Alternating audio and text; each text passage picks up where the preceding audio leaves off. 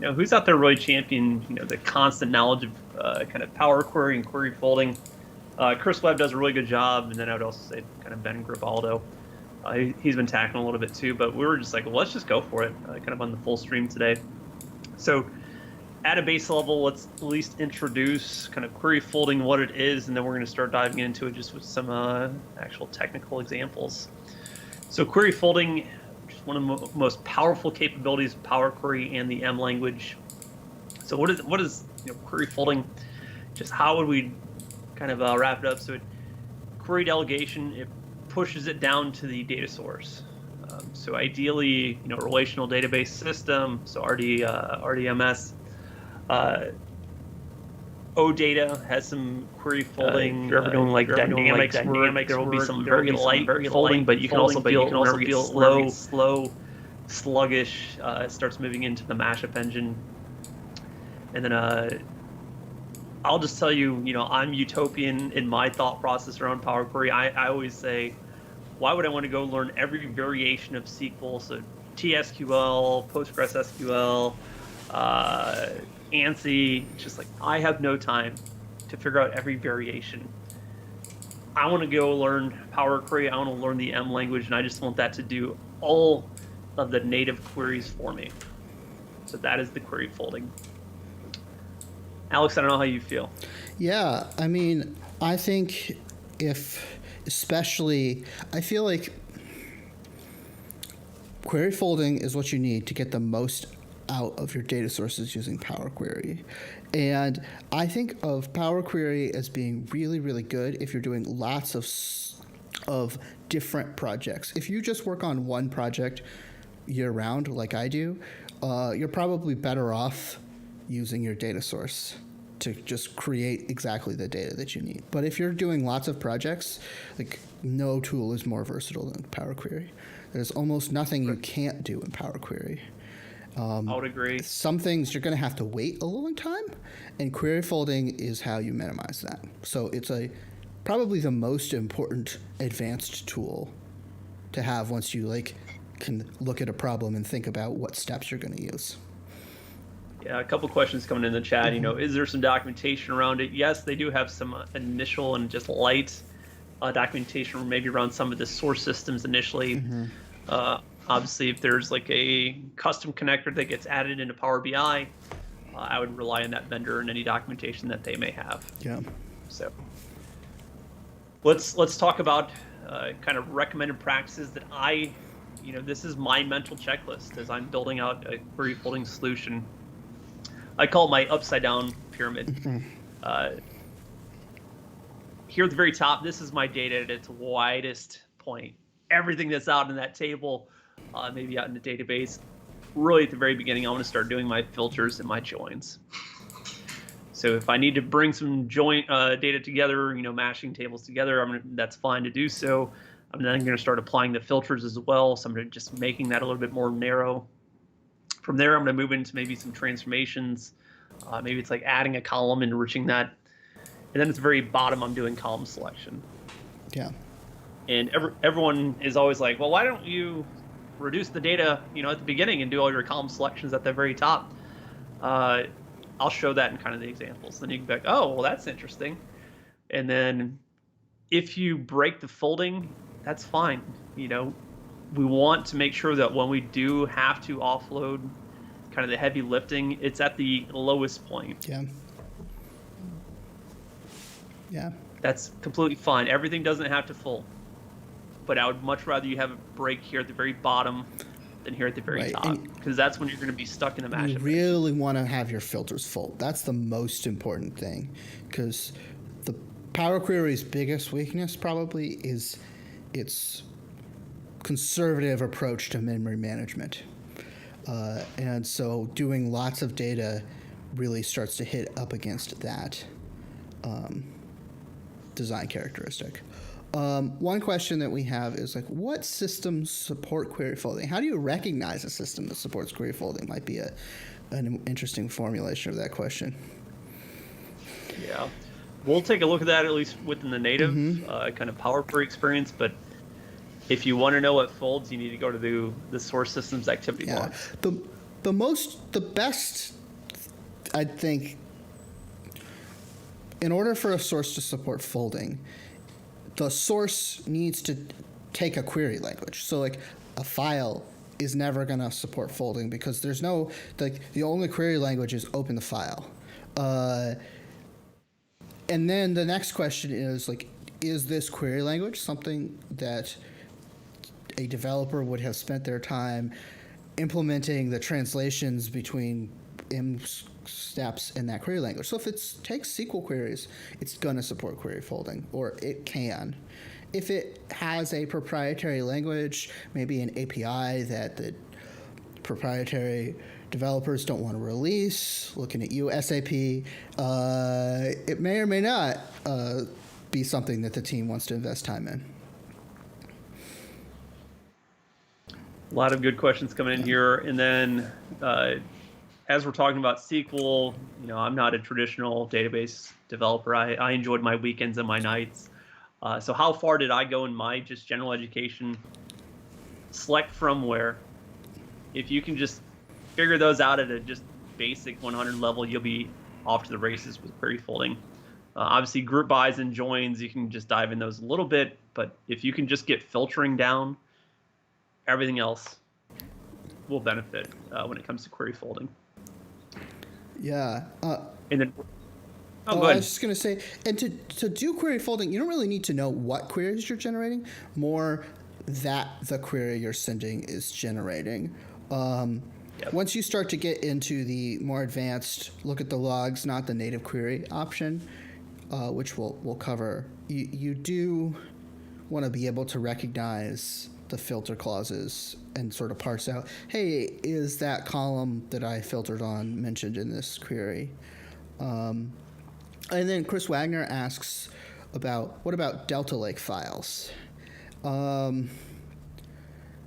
I don't think so. First of all, Power Query can't, well, there's sort of two answers. One, there's now, I believe, a Parquet connector working through its deployment cycle. I don't know if it's just in the service now or maybe it's in desktop. I haven't looked. Just service. Yeah.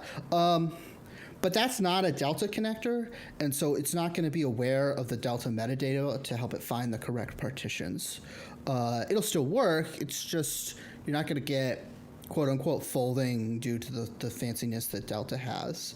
So in general, if you want to query Delta Lake, you need to mount them in a query engine. And all of the query engines I know that you can mount Delta Lake in, and that would be Databricks and Synapse, do folding really well. So, Chris, the answer is no, but yes. Cool. And then where do you find just the native query? How do I tell maybe if it's being folded? This is a helper. It is not the truth. Mm-hmm. So if you right-click in one of the applied steps, you'll see the view native query. If it is kind of black there, yes, it is potentially folding. If it's grayed out, it's once again potentially not folding. Always trust the activity logs. Mm-hmm. But this is just kind of a great starter here. So I'm going to jump into some demos. Right now, though, I am going to just ask of those in the chat, you need to make a decision right now.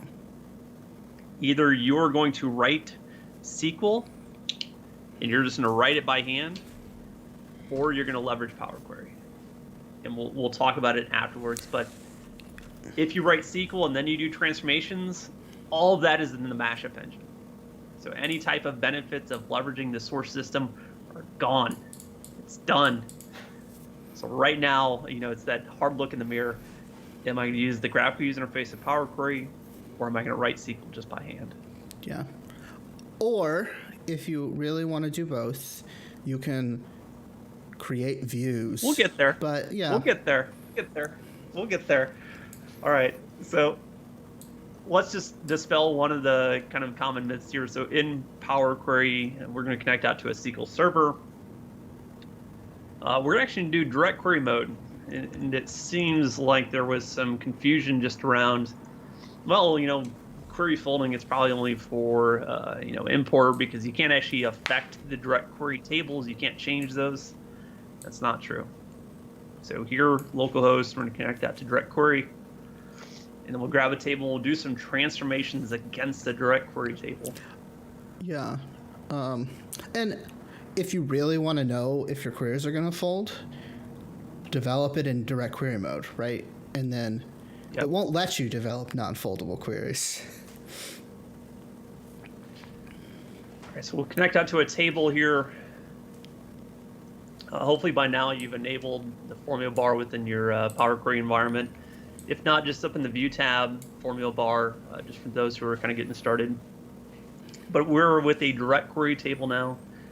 If we were to right-click here, navigation, we see View Native Query, and then we can see the query that is being generated here by Power Query. So I don't know a lot about SQL. The base level knowledge that I have is, select from where. So I want to add a where condition. Let's go to our first name. We can load more. You know what? Why not? For today, let's just filter to Alex. Let's do Alex. Yeah.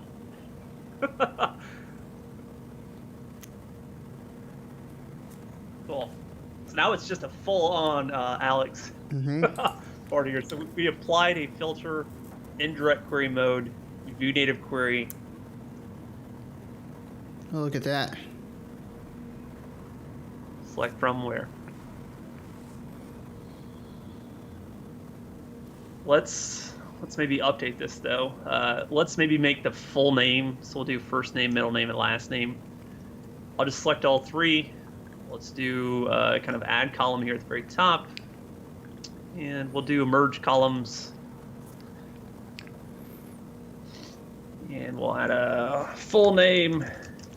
And our separator is going to be our space. That's a little conventional, don't you think?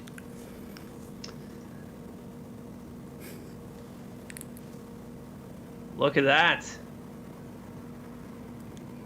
This step results in a query that is not supported in direct query mode. Uh-oh.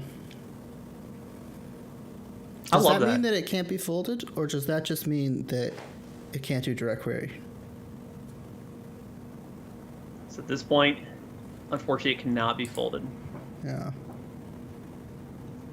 I love that banner call out, though. I mean, if we were doing import and we ended up on a step that was no longer able to be folded, it doesn't tell us. Yeah. It doesn't give us that banner. Mm-hmm. And it's here in direct query, it's a total deal breaker, right? But if you were using import, it might not be a deal breaker because, like we said, it's okay to have some steps that don't fold, but maybe not your second step. Maybe that's not a good idea to not have fold. So yeah.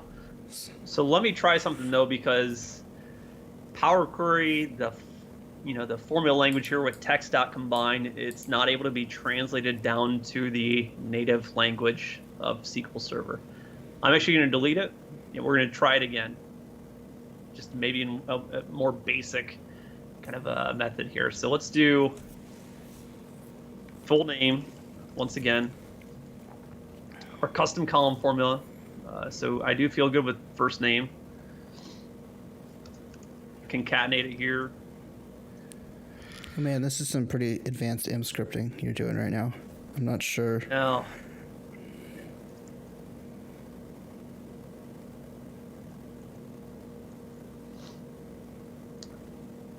And if it's null,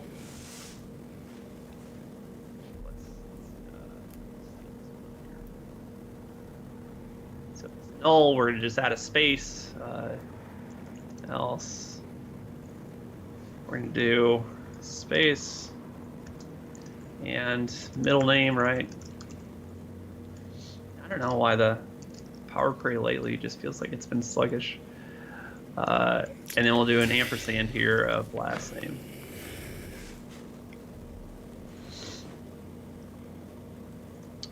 Cool. Uh-oh. Power Query wants your token literals.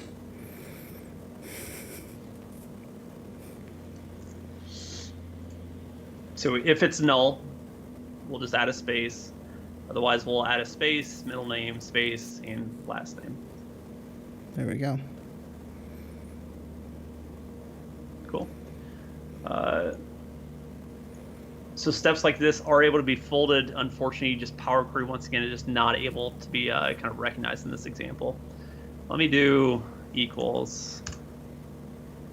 There we go. So able to be folded, added custom, view native query. It wrote this case when statement for me. So what did Patrick say? Test, test, test. Yep. Because small changes make a big difference here.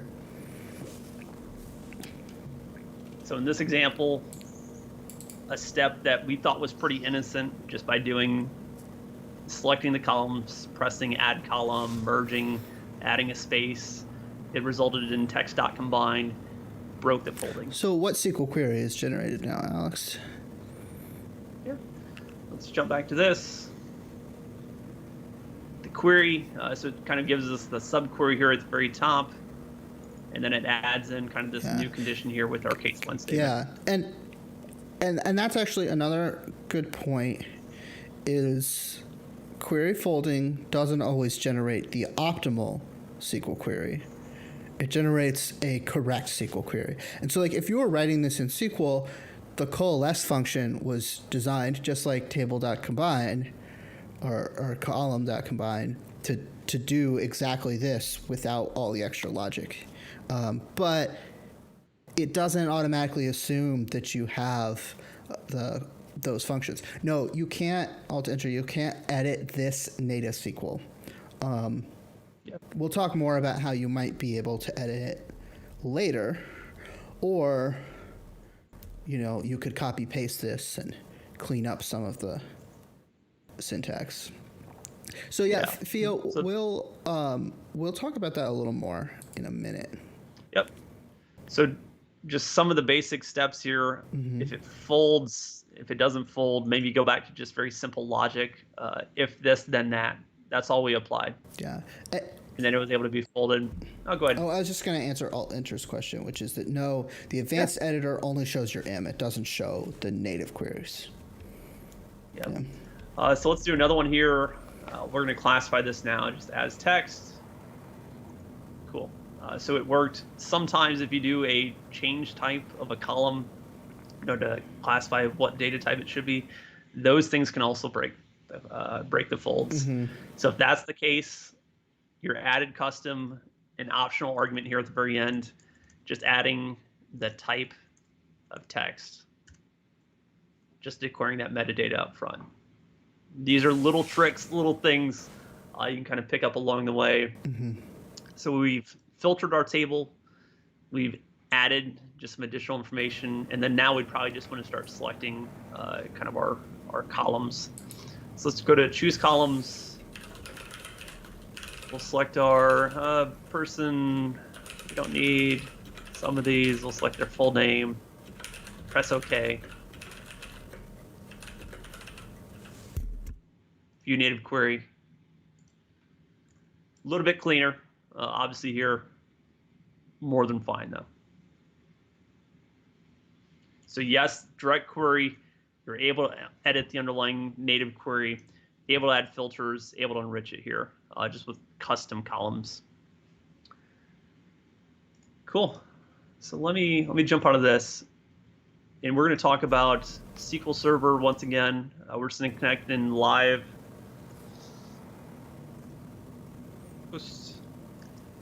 Venture works DW 2016. Hopefully that's right. I can check here 1 second. Yeah, AdventureWorks 2016. Select star from person.person. Wish me luck. Wish me luck. Let's do import. Yeah, you don't want to do direct query untyped. Will it even let you do that? Yeah, you can still do that. So let's do OK. Here's our table.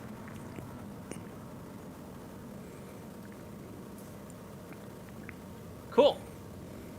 I pulled data from my SQL Server database. I love typing SQL. I've got this great statement, but I also want to start just enriching it kind of after the fact. So let's go back. First name Alex. Press OK. Last name. We can just combine these here. Having fun. space, full name.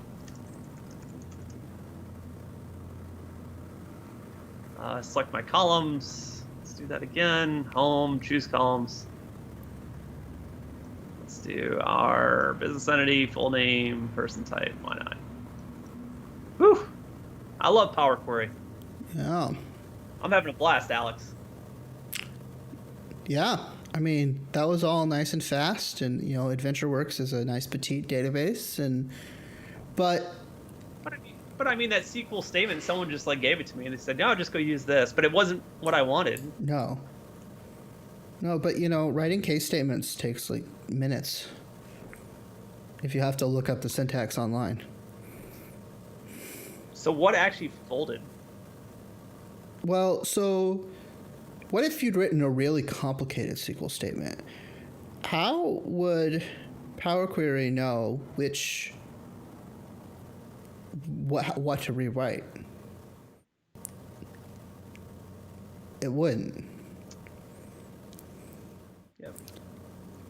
So you can think about this kind of like SQL injections. Power Query is going to only grab the initial SQL that you wrote. So Vue native queries just grayed off right out of the bat.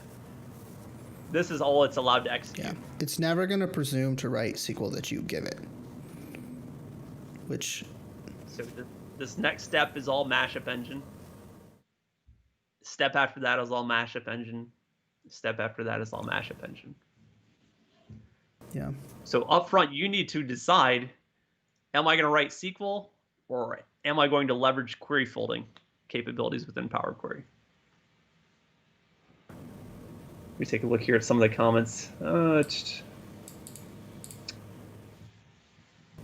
Yeah, so I mean, you can disable the change type. That was kind of one of the recent kind of additions here. Mm-hmm.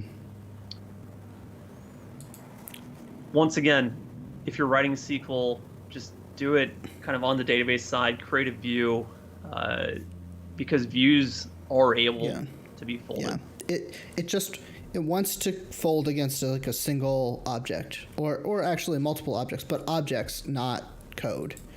And so,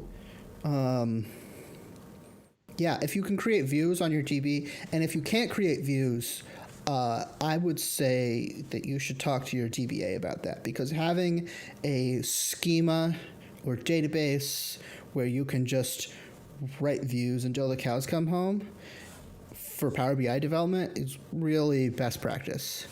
And they'll prefer if you write views too, because it helps them.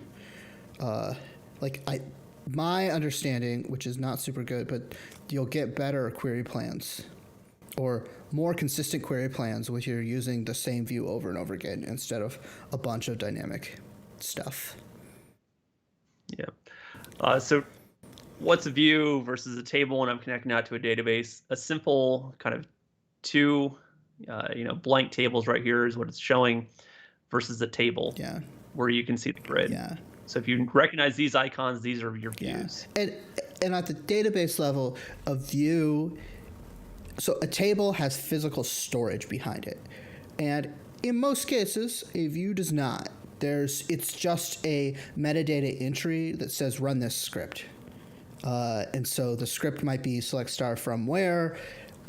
It could be something more complicated, but it doesn't.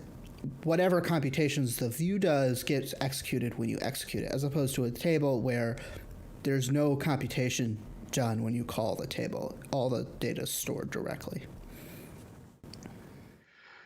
So we connected to a view. We're back with being able to see the native query window.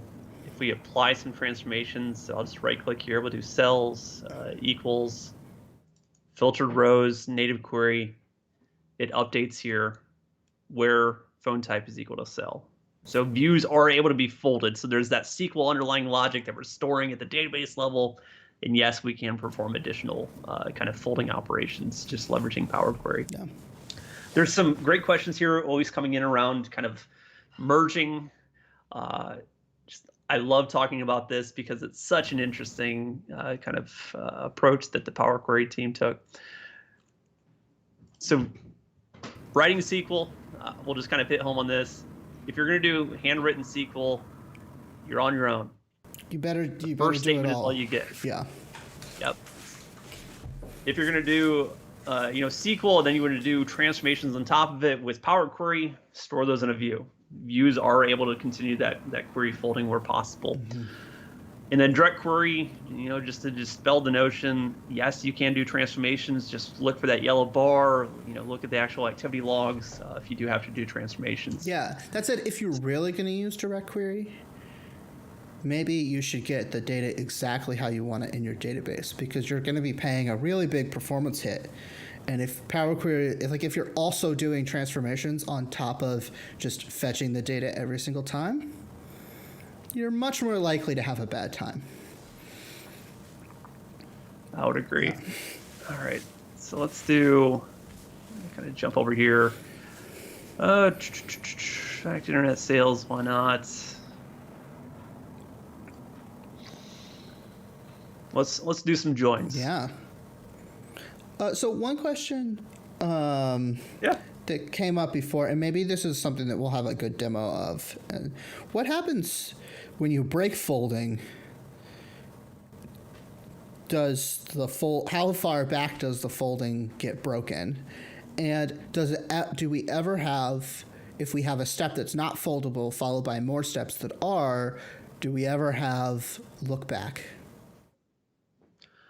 It'll go up to the point at which it broke the fold, and then everything after that point will go to the mashup engine. So you want to make sure that you put as much as possible together, kind of within those folding operations. So like the filtering, if you are doing any type of like enrichment, of an additional column, make sure that folds. But if you have to do things like a replace, like a replace value, that's an update. Yeah. I mean, Power Query can't go back and update a record in your underlying database tables. That's where it has to bring all that into memory, into the mashup engine to perform those operations. Yeah, it's not going to write regex in your query for you dynamically. Yep. All right, so in this example, we've kind of got our customer key. Let's do kind of gender. Let's grab our kind of names here again. First name, middle name, last name. Go and press OK. Cool.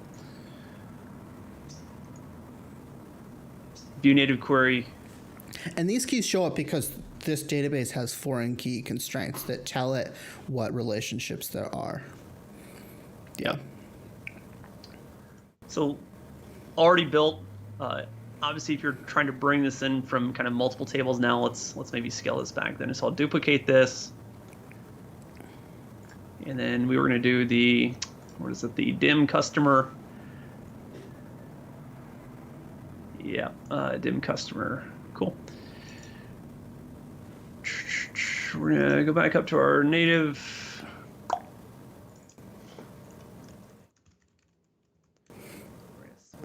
Also, we have two different entities.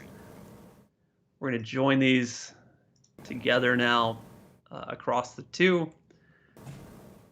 And our customer key we should have in here. Let me make sure. Choose columns. Yep, customer key.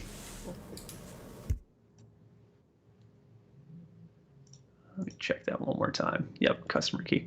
Awesome. So let's do a new column, new query. We'll do just kind of our combine. Merge queries is new. Factor internet sales. I guess I should probably update this one to customers, but selecting customer key. Got our matches. Let's do inner. Why not? We'll classify it.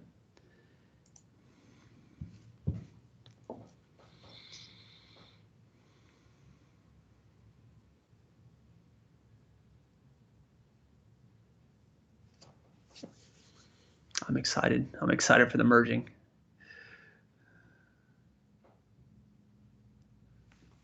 And then we'll have this new kind of the nested join, the expanded table.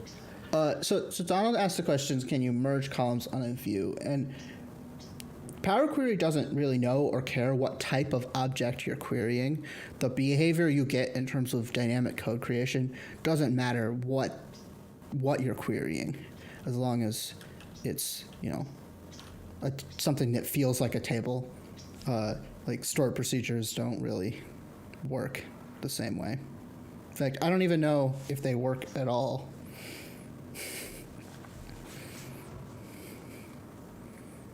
All right, so we're going to get our nested join. We're going to bring it together as a customer's table. I can see it here within my data, kind of where we get our preview window done.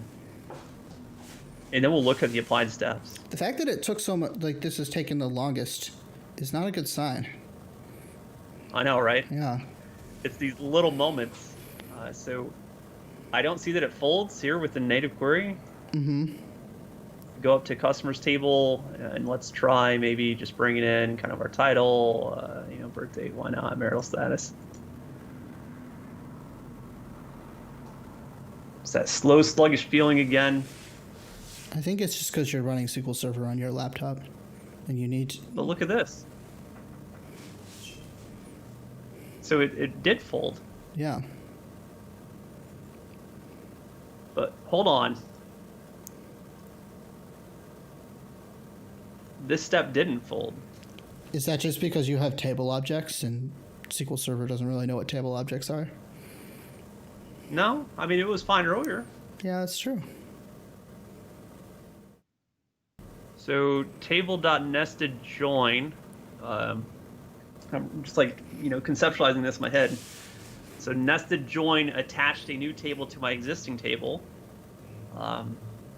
SQL kind of server was like, I have no idea what you want me to do with this. Mm-hmm.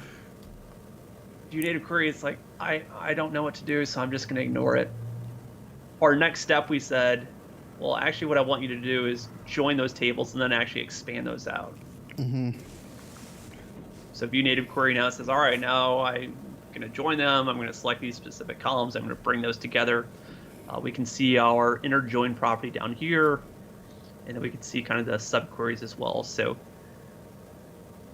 here at the very top, let me go back to the bottom here. So inner join on the DBO, dim customers, blah, blah, blah, blah, blah, blah.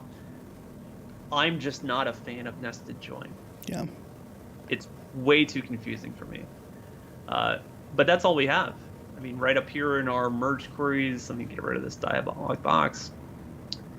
Merge queries is new. I mean, that's all I have, is I have to do this whole, I have to merge them, and then I have to expand them, and then I'm just on to the next thing. It's very confusing. Let me try something else, if you don't mind. I'm going to delete these. You're going to make me type? Oh, no. We're going to be good. We're going to be good. So we'll do our choose columns. Okay, let me go on Amazon and buy a new keyboard if you're going to make me type. I just got one 2 days ago, but I think this calls for... All right, so I'm going to choose a few columns. I know my customer key is my merge kind of property here, customers as well. I'm just going to go ahead and select this. Customer key, tile, why not? I'm just going to create a new query. I could do them all in the same query if I really wanted, but I'm just kind of doing this for illustration purposes. So merge query, and actually just a blank query. Oh, man. Now you're really scaring me. Yeah, I'm going to see where I end up. So let's do, I'm going to merge fact internet sales. So can we zoom in here so that... Yep. You typed table.join, which is different from nested join. Yep. So we're going to do our customer key. My second table is my customers table, right? If Power Query IntelliSense can catch up. There we go. And we also joined on customer key. My join kind. I had full kind of inners, outers, etc. I'm going to choose inner. Then I also have additional properties like what algorithm do I want to use? So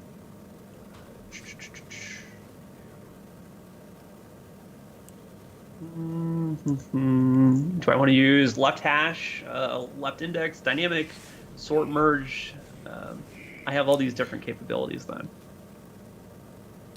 Some of them fold, some of them don't. Oh man. So because this is optional, I'm actually going to leave it off here for right now. But I'm specifying the join kind that I want. Get this going through. Cool. Well, that was much faster. I didn't have to. Yeah. No. It's still folding.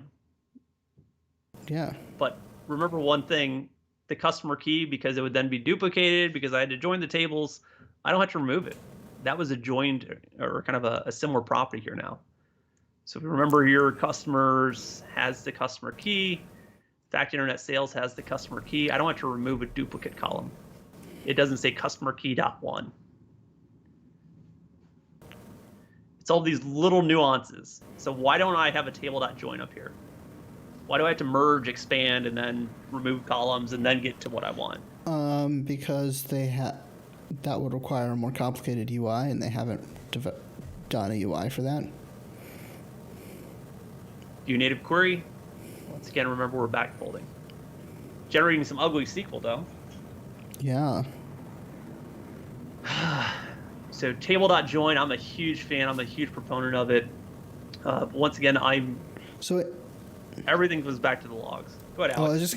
I was just gonna comment on that nested SQL. So because it's dynamic SQL, and like they really don't know what you're gonna do, instead of doing from table join table, it's from nested subquery join nested subquery from nested. Like it's really almost reconstructing your step process in this. So yeah, not always the best SQL. Yep. So what can we do with this? As we're getting into more actually looking at the logs, if I am a closed environment, we always want to hit home on if you're part of a corporation who unfortunately cannot get a lot of the more modern tools. SQL Server. So let's just do kind of a new session here. Connect out to AdventureWorks 2016. We'll paste our Power Query generated SQL. Oh, come on. Am I in the right database? Or did we switch over? Where did I switch over to? DW 2016. Did I? Well, at least that's what I last remember you doing. DW 2017. 2017. Ah.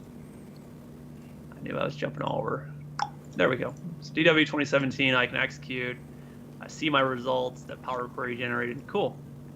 Really though, if I want to start looking at actual tracing, how is the execution? I'll turn on my execution plan here. Control M. Press execute. And then we'll wait. Execution plan. Cool. So now I can actually see where are the potential bottlenecks here within Power Query. And this is where you could test to see, hey, maybe if I took out all these nested selects, would it be better? And if so, maybe that's when you might consider creating a view to buffer all this stuff out with the better SQL. Yeah. I mean, the individual cost of each step, kind of where it was at, 46% of my kind of scanning here was just from the initial grabbing the data. I mean, same here with the DIM customer, the inner join, because we did classify it. If we were to maybe compare this with doing, just the graphical user interface route, so let's maybe do that, and they'll probably come out pretty comparable. But let's do our merge queries. Nope, merge queries is new. Combine, append query, merge queries. Graphical user interface, Fact Internet Sales, customers, click, expand, customers. I'll just say expand them all, and then I'll also say we'll remove this customer key.1 because it's a duplicate. And so if you have slow transformations, each of those steps could, I mean, I'm sure everybody knows this, each of those steps could take a long time.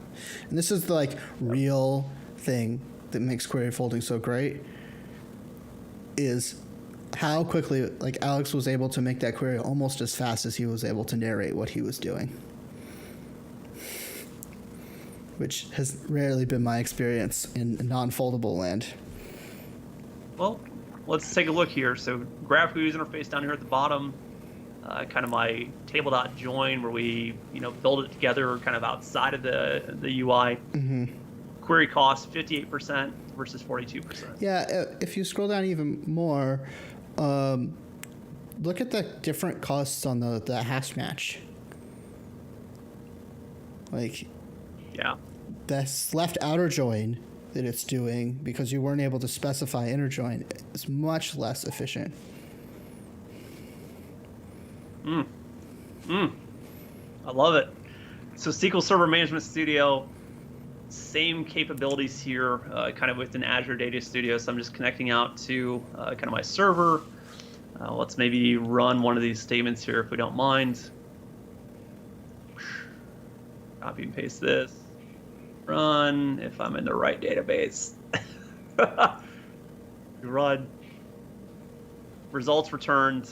If I want to see kind of the plan, I'll do explain, and that'll give me the nice diagram here. So if you're using some of the more modern tools like Azure Data Studio, exact same experiences. Profiler, though, is really where the rubber hits the road. So we're going to do just SQL Server Profiler. Once again, it is available kind of within Management Studio. So let's jump back over to Power BI Desktop. We're going to do a refresh preview of this. And I'm going to snap this to the left. We'll snap this to the right. Ah, there we go. So let's refresh this preview. And then we'll see here kind of some executes. And now it's going to be a good time to filter. Seems like a lot more queries than... I know. I guess this is also showing a bunch of login activities. Yeah. So I'm going to do a filter. We'll add a clause. I want to execute. Select top 1000. Text data.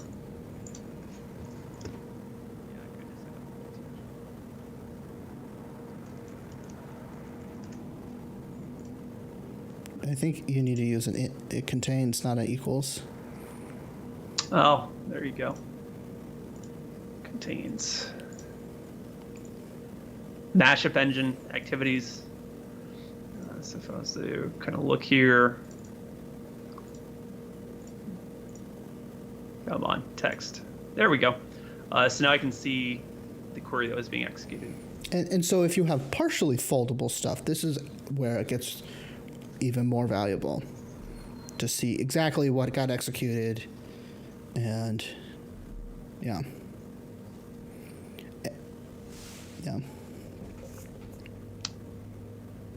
These are the things we have to do on the Power Query side, is trust the actual profiler. So trust the logs that it is actually executing at the database level. If not, then we'll see the mashup engine activity. You can then be like, all right, well, here is my CPU. Here's what is being expensed over the mashup. Mm-hmm. Personal opinion, I don't use the logs that are available here within kind of Power Query. It's just a lot of diagnostics. It doesn't tell me anything. I don't want to become a diagnostics expert. So what is it? Query options, Power Query editor. Yeah, maybe it's in this settings. Tools, diagnose step, start diagnostics. Yes, this is fine. Do a refresh. Yeah, the raw outputs of this is really hard to read, but I saw just the other day, I think it was Chris Webb posted something about like a really cool Power BI report that parses the logs much better and shows you like execution times in like a Gantt chart type layout of your Power Query steps from these logs? Yeah, I know they're working on it just to make it a little bit more consumable. Like here we can start seeing some of this like top 1000s that we just saw over on Profiler. Yeah. It's just you have to go become an expert of diagnostics. Yeah. I don't know that's where I want to be in terms of my use of time. I would much rather use more robust kind of profiler tools where we could see the diagnostics here, where exactly my expenses were being spent. I don't have that over here. All I get is flat output. Yeah.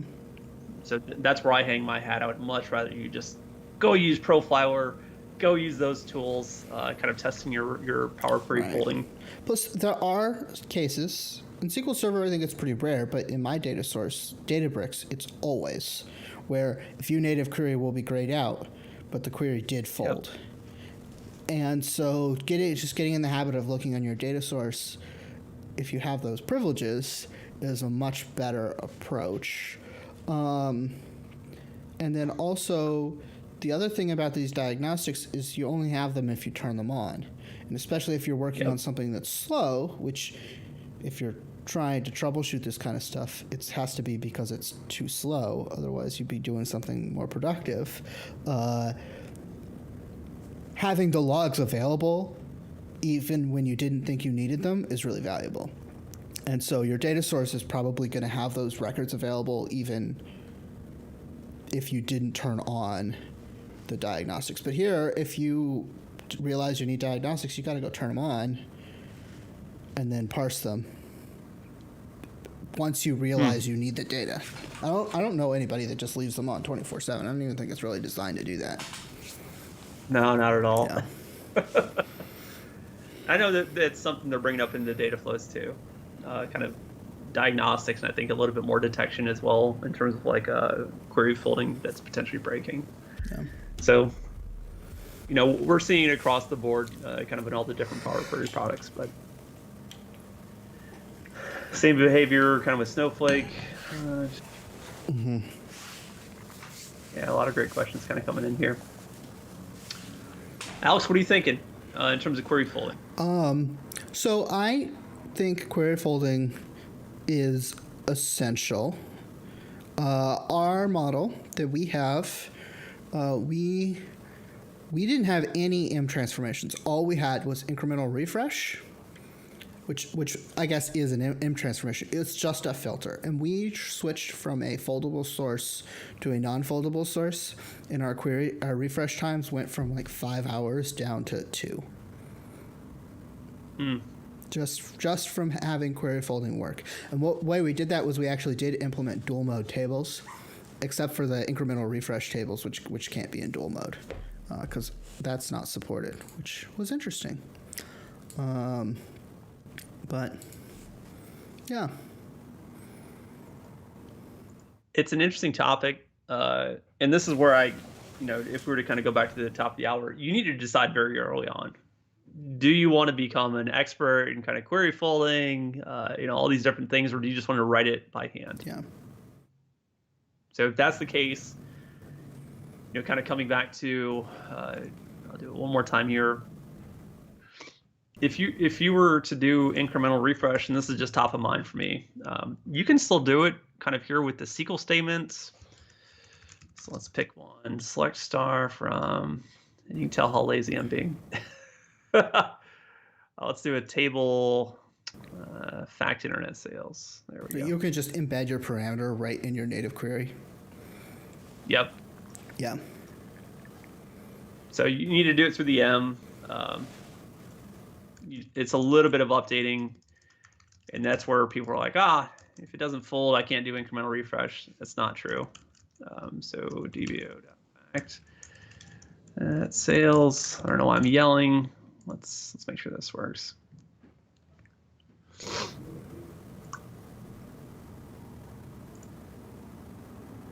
There we go. Cool. So due date key. Do I actually have any dates in here? No, let's use date key. Date key's fun. Date key? Yeah. All right. Well, then we'll do that. That'll be good. Because because initially one of the requirements for Power Query incremental refresh is that your range start and range end parameters must be date time typed. And so off the bat, if you have a filter that is on an integer and you're trying to use a parameter that's date time, or even a filter that's date, and you're trying to use a parameter that's date time, it doesn't work. But as I'm trying to get Alex to show you, if you write a little bit of M, which I know I'm the one that always says, oh, I don't want to do that, it'll work. Yeah. All right, so we hard coded our order date key start and end, where we're just saying, hey, 2010, January through end of year. I build my range start and range end parameters for incremental refresh. So I'll just do that real quick. Range starts, range ends, and always the fun part, they have to be date time. So 1. Actually, I don't think you have to classify it. It'll just do it automatically for us. 10. And range end. 12/31/2010.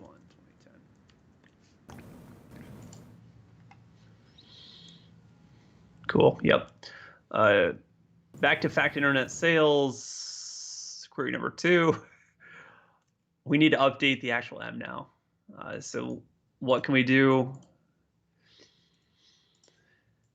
Let's do date time, and I'll get this format. Oh, that's even more efficient than the way that I do it.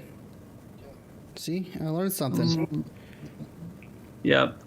Date time.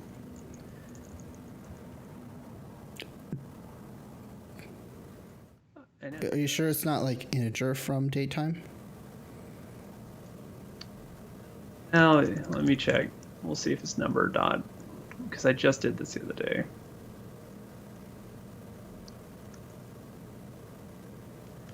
And actually, like a 2.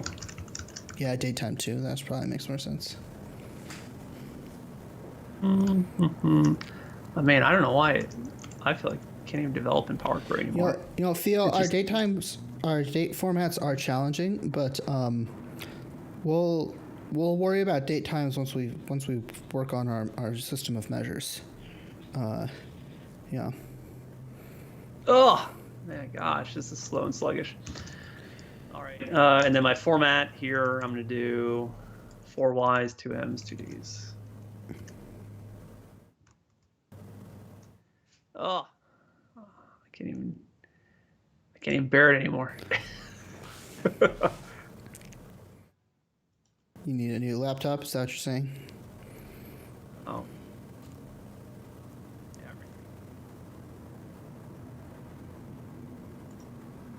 Getting closer, maybe. I don't know. All lowercase. 4 Ys.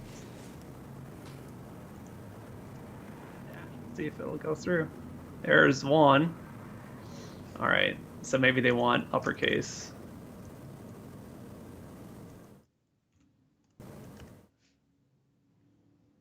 Woof. There we go. 4 Ys, my goodness, way kind of case sensitive. So we're gonna use datetime.toText here within our manually written statements. We'll jump back over to query 2. So we now need to update this within our advanced editor.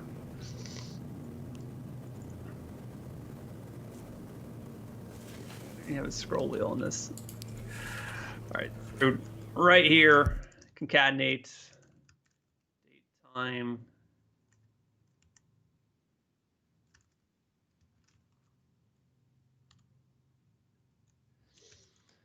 We'll do our range start.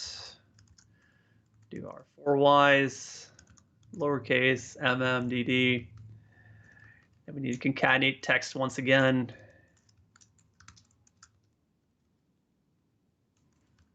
Concatenate right here at the end. We're getting so close. Woo. More concatenate.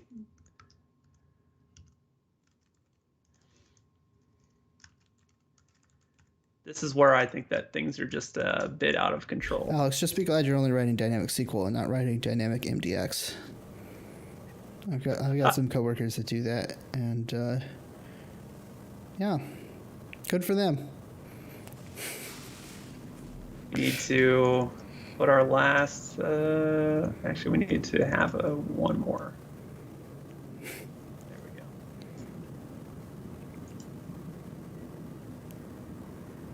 See if we can get this to run.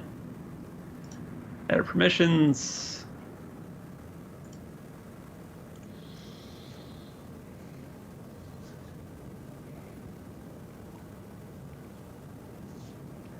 It's gonna be that last, isn't it?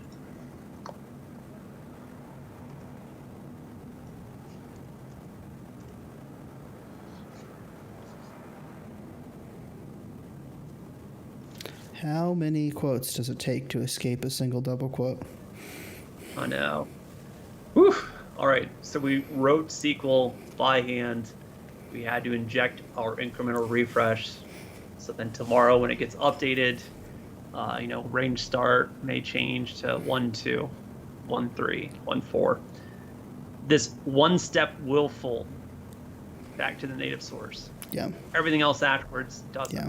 So yes, you can use incremental refresh. You can't set it up though through the graphical user interface. Yeah. So you can't go up here. You can't do custom, etc. You have to jump into the you have to type it manually. Datetime.toText, that was just a fantastic resource to kind of get those converted. Yeah. Yeah, the way we do it on ours, because we have it as one of several steps that we want to fold, or a couple steps anyway, is we use a regular Power Query filter that's foldable, and then we do we use the month, the year, month, and day functions, and then some multiplication and add them together, so we get an integer for each date, and then it does the filter there. And Alex, I think, your camera moved. I was like, wow, you really moved around your chair. Nope. It's just... What's this query? And I'll clear these here. And Theo asked, does folding work for data flows?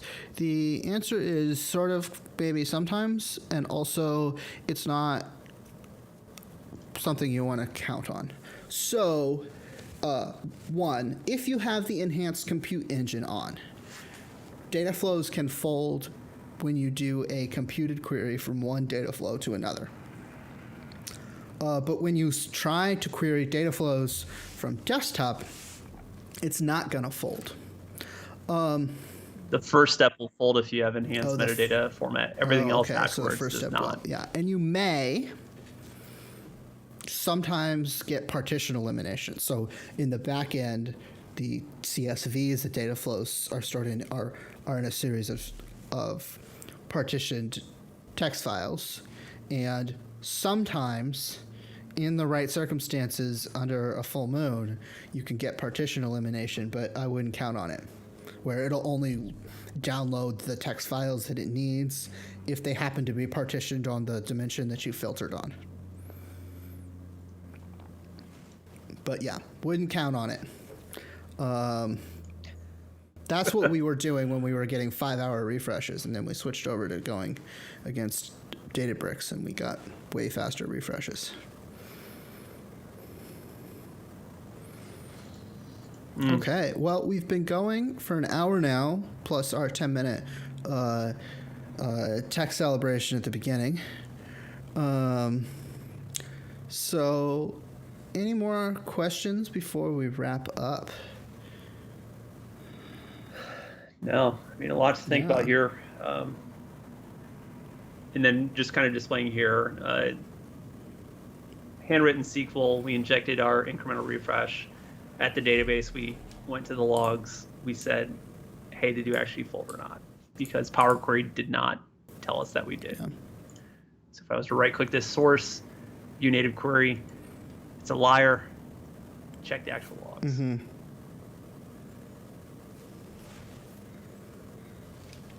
Yeah. Love it. Now, this is a great topic. Hopefully, just out of today, you're maybe looking back at some of your queries, especially if you're doing some of those joins. Whereas the table.nested join, you're like, all right, I might just switch over to table.join. I'm willing to put my hands on the keyboard a little bit, especially if I can gain some benefits from that, as we kind of saw in the execution logs there.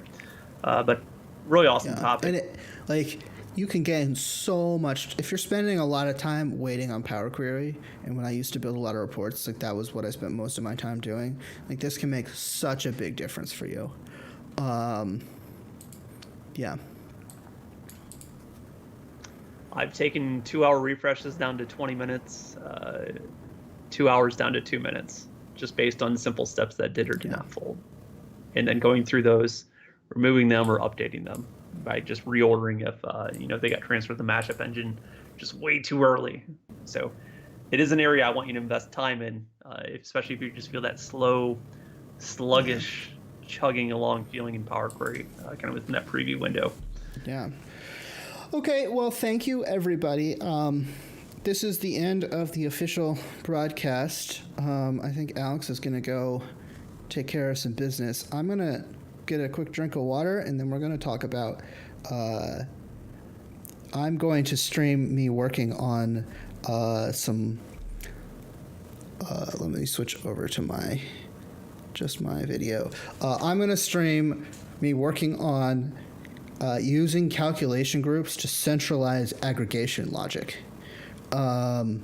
It's an interesting idea I've been holding for a while, which is, well, I'll show you. I'm going to get a drink of water, and then we'll be back in just a minute.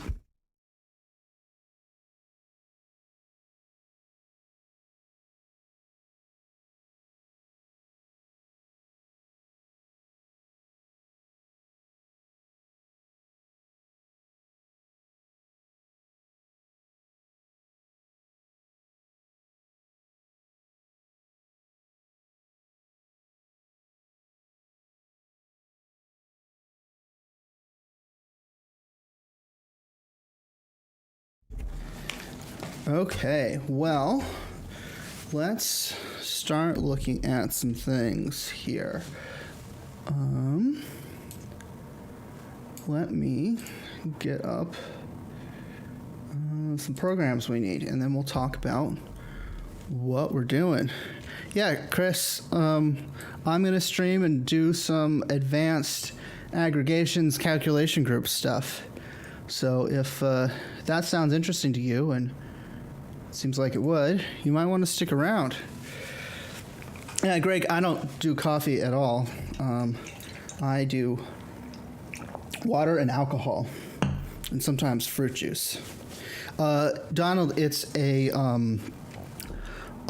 steel case gesture that I have. When Microsoft worked from home, they let us use internal bulk purchase pricing to buy home office chairs, and they also let us use our fitness benefit to buy home office chairs. So this chair is a $1,200 chair, and I paid $30 in shipping for it. So pretty good deal. I am not working from home permanently. I will be returning to the office, but I was already working from home a couple days a week before. I don't know, Greg, but you could try to find out. Okay, so let's switch over to my screen here, and I'll start to walk you guys through what we're going to try to do. So, in aggregations, you typically, the most basic thing is to use the UI, right? You set your columns to be the ones that fit across your granularities, and it does it through the UI. But we can't use the UI. There's a couple reasons for that. One, we're doing some things that are pretty advanced, but the more important reason is you can't use row level. So if you have different granularities with different row level security roles, it won't work because the row level security policy on that's happening will always trip you into the higher granularity table. And so you'll just always hit the larger table and you'll always get the security. And so if you have one table that, say, has revenue by salesperson and another table that just has revenue by date and country, but not salesperson, and then you say, okay, people can only look at the revenue by salespeople if they're that salesperson. But if they filter by country, they can see the revenue for their whole country. That doesn't work with a traditional aggregation. So you can still use the approach, it's just that you have to write the whole thing itself. So basically, you can, so like our measure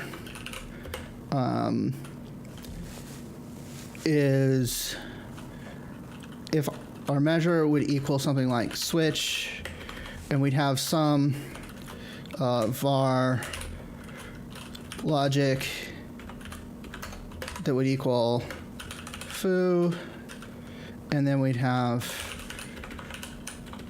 return switch.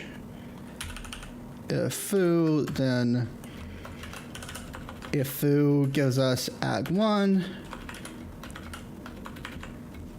then measure 1, detail, measure 2. So you could do something like this, and we could have as many ag levels as we want stacked up in here. And then foo might look something like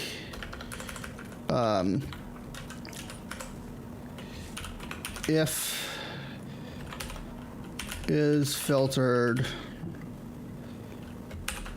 sales person, and actually, so is filtered requires that you give it a column, but usually you want to specify whole tables, and so is cross filters works better. So if salesperson is filtered, then we need to do detail. If is cross filtered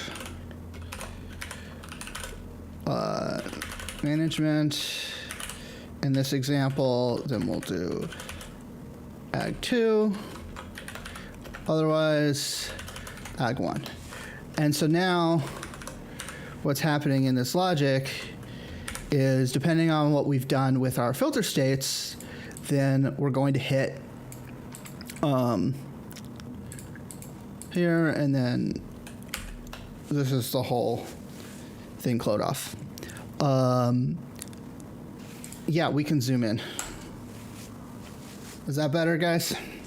So that is the basics of how we might do an aggregation here.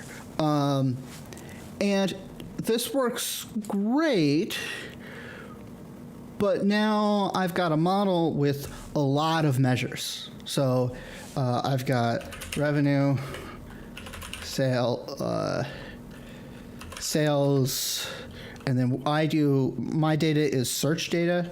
So we've got clicks, impressions, and then we've got quota. Well, quota is not going to be in this table, and then we have other measures as well. And so you start to have, this is fairly simple here, but actually we're probably going to have lots of tables that don't meet our various levels. And so now you start to duplicate lots of if is cross filtered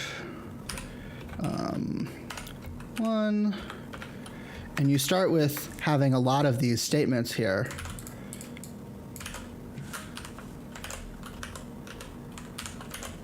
And all of a sudden, this code duplication means every time you add a table to your model, you have to update all of these to reflect like which layer does it does it fit into our setup. So what we want to do instead is build logic where all of this logic lives in one place. And then we don't have to control anything that's going on. And then there's some other stuff that we can get into as well that will let us do calculation groups. So the first piece is just simply, let's move logic into a measure. So, but before we actually start coding, let's create some sample data so that we can like work against that. So we're going to have a table. Let's insert a table here, and let's call our table here sales.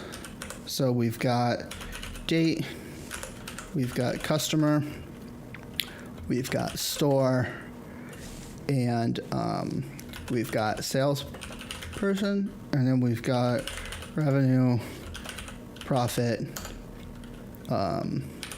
units, just so we have three measures, right?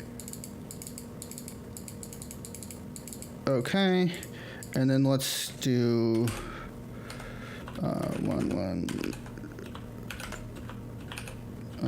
2010 here. Okay, let's give ourselves 100 rows so that we can, whatever. We've got that many rows. Okay, and we're just gonna have one transaction per day. That's fine. And now here,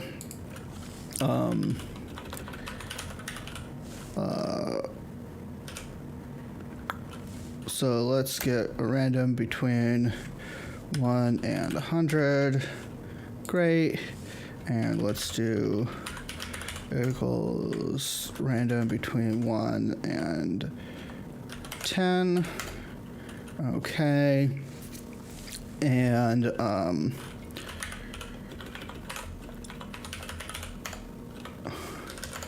between 1 and 20. 1 and 20 here. Okay. Now let's do this one. Let's do a random number between,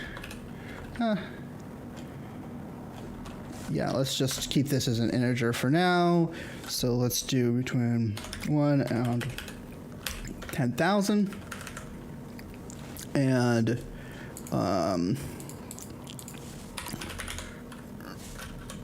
between 1 and 1,000. And between 1 and 100. Okay, great. So now we have a sample fact table. And let's just make this really much bigger now. Since I did all of this using code, we can just come way down here. Okay. And now let's do, let's insert another table here. Sales ag 1. And,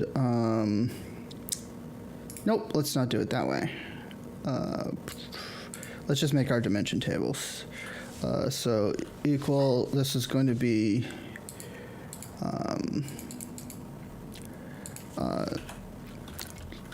customer and 1 equal u plus 1. Nope.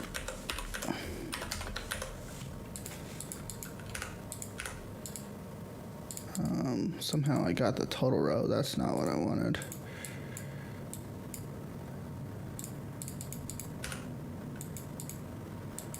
Oh, interesting. Okay, so we had exactly 100 customers.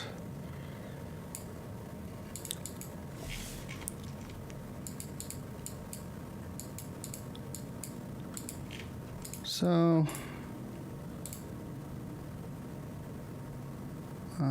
Table rows. Yeah, we can zoom in. All I'm doing now is just generating random numbers. So this is customer key, key, store key, salesperson key. Okay. And then customer, and then here we'll just do nope, it's not going to do incremental for us. So we're just not even going to do dimension attributes. We're just, come on, try to delete, not insert here. So store key, person, and spaces in this one. Okay. Table here. This one.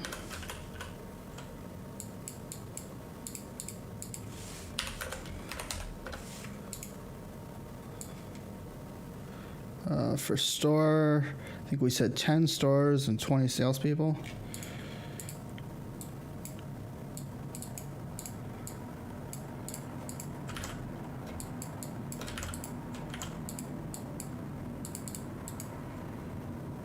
Table. Okay. Oops.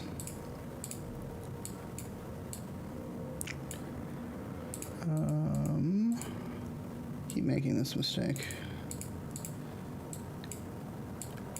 Okay. So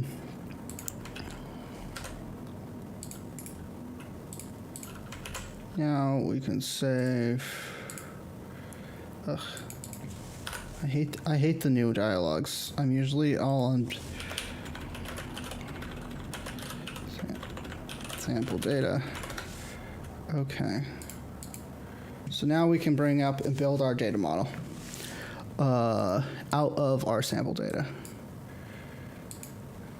And so let's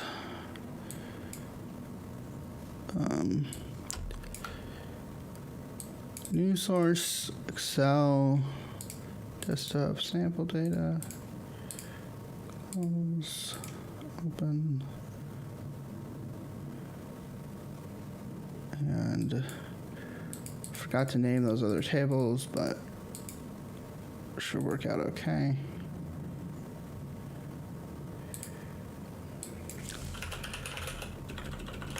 Stores and person.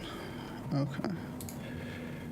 And then here we're going to reference and reference ag 1 sales detail and ag 2. Okay, so ag 2 we're just going to have date and store.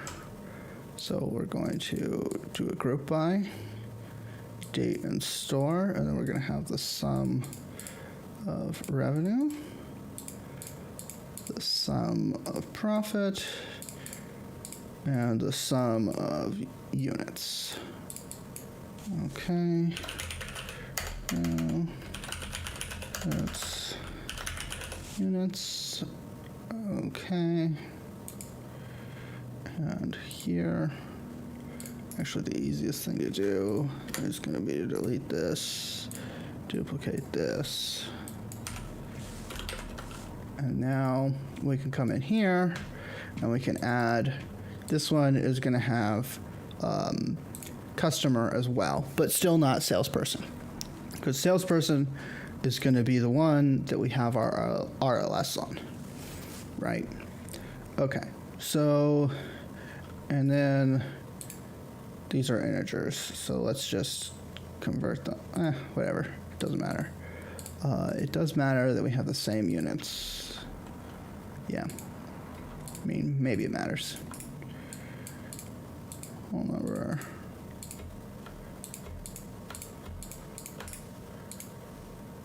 Whole number. Okay. So we should automatically get the relationships because this data is nice and clean. Okay. So the way I like to arrange my models is put my dimensions at the bottom, or my dimensions at the top, and my fact tables at the bottom. So we can see here that these things are related over, and there's that. And then if we wanted to finish making this model work, what we do is we'd hide these, hide, and we should have a date table too, but we don't. Okay, so now we need to go over and create some measures. So let's do that.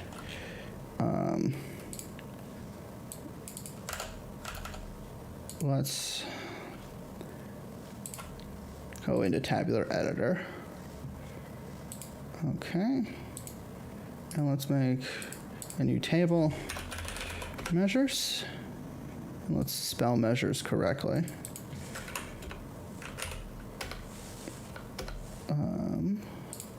Great. And then what is, oh, measures is a reserved word. Table. Okay, and then this is technically a DAX table, but it's going to be a blank table. In fact, it's not. And here, table. That's actually not a DAX table. So let's just do like here. Okay, and then we can. Oops. Let's. Can I zoom this? No. Okay, so then Alt-1, we want to have this to be revenue, and what we actually want to do is make our fact tables entirely invisible. So this is going to be the sum of, well, it's more complicated than that, isn't it? So we're going to do in this table, let's see, Control 4, yeah, there we go. A little bit of mouse lag, but detail equals the sum of sales detail revenue, right? Alt-1 profit detail, the sum of, well, let's just copy that, units, units detail. Oh, I have to hit enter apparently. So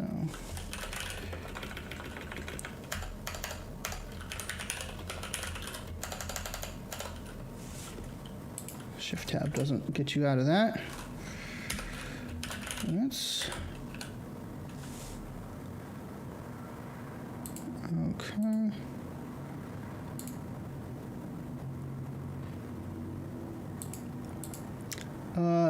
Yeah, Chris, I've never used Q&A. I haven't had any of my users tell me about Q&A. Maybe that could be a good thing to do. But as you'll see in a minute, in this aggregation setup, it was going to lose context anyway because it doesn't really know. Like, these measures don't depend on any one particular fact table, or they will. They won't. Okay, so this new measure is supposed to be called profit detail. Okay, and then here we need to take these three, paste them here, and I wish I knew how to do advanced scripting, but just need to replace this with ag1.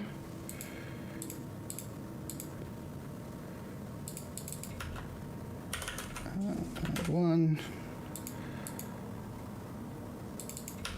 Ag1. Come down here.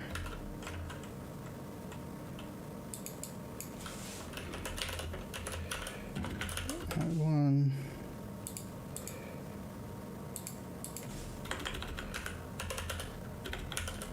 Ag1. Working in Zoom It is harder than I had realized. Okay. Capitalization is total mess, but we did that fairly quickly. So, okay. Even easier to copy these. Okay. 2. 2.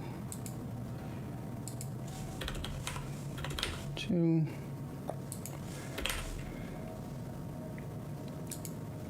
Okay, I think this is the end of the setup phase. And that means this.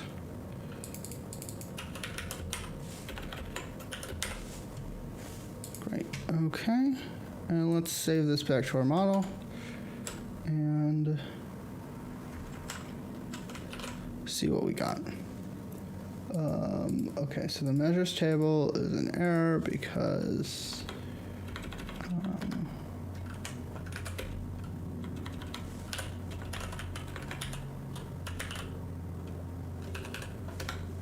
don't know. I'm not sure, but the contents of it works, so we're not going to worry about it too much. Okay, so now we're ready to start working on this measure, and let's do that in Dex Studio rather than in Tabular Editor. Okay, so revenue equals, and we're going to do the basic version. So here we've got var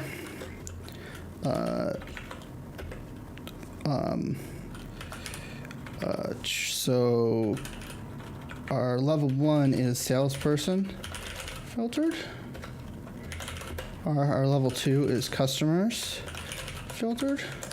And so equals if is cross filtered. Oh, and we'll go ahead and connect up. So salesperson. If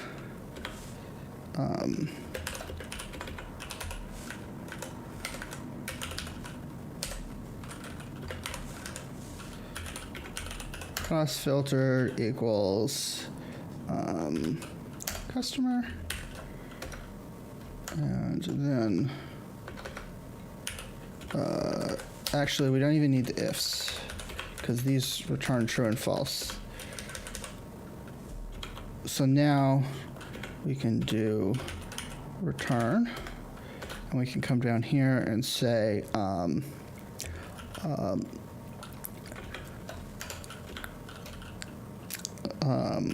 switch true. Oh, and variable names need to be like this. So if if this equals true, then we want to invoke revenue detail, and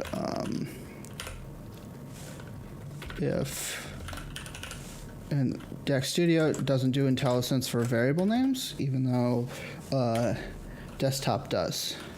So now we can do revenue ag 1, and then finally, if neither of those is filtered, aka only dates filtered, then we can do this.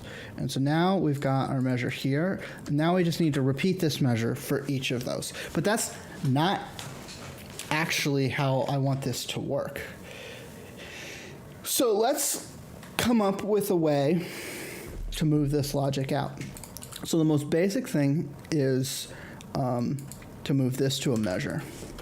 So we can have these be measures instead here. And honestly, this might be the best solution. This isn't one I had considered before we started the stream, but we're going to go ahead and we'll keep working on a more complicated solution. Let's just do this. Because these aren't, it doesn't like these because I haven't actually created these measures. So let's go ahead and do this here. Measure.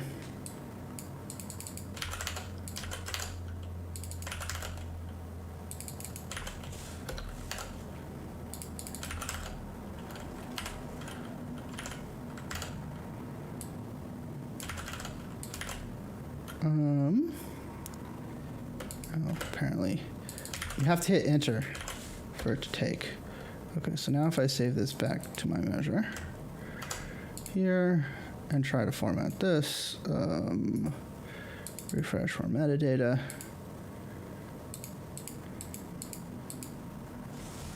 That's why I didn't like it. It wasn't an object thing. Okay, great. So this is already better. But I still want to go further. And I want to do this calculations group idea. So let's do a new window. And let's zoom in a little less because we're going to have more code. And so what we want to do is we want to have a calc group that has the ag logic. And that we're going to have what we want to do is if the selected we want to take and replace, so if we want to take use the selected measure name function, and so maybe this isn't as clever as I thought it was, but we're going to do it anyway.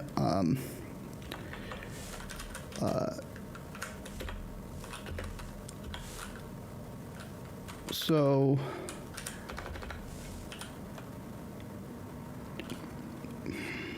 trying to think through the best way to do this. Item. Well, let me explain the concept. Basically, what we're going to do is we're going to take the selected measure name and the logic state, and we're going to dynamically replace the measure with the actual measure from our ag table. There's a couple reasons for this. One, despite what we just heard Marco say in the stream we were just looking at,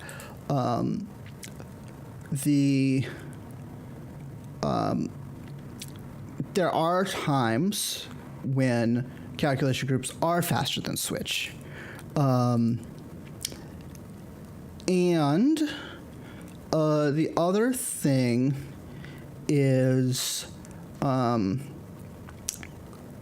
this lets us do more things. So what we want to have do is we want to have measure equal calculate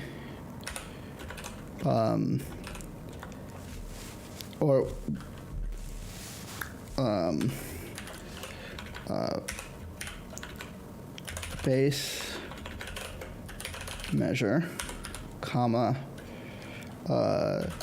calc group. I think it's something like this. God, okay, let me pull up the notes that I took on this. Let me see if I can find the notes that I took on this. 1 second.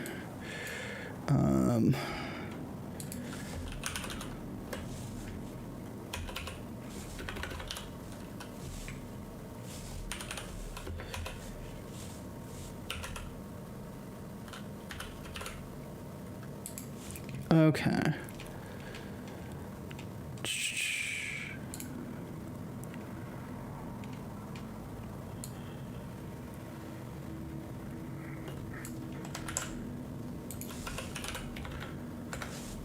So, because I did work this idea, I worked this idea out like in June, and then I've been sitting on it waiting on a good time to do a nice long stream on the topic to work it out because the other ones just went so well. Okay. So let's do a new query, and I'll paste in what I wrote down.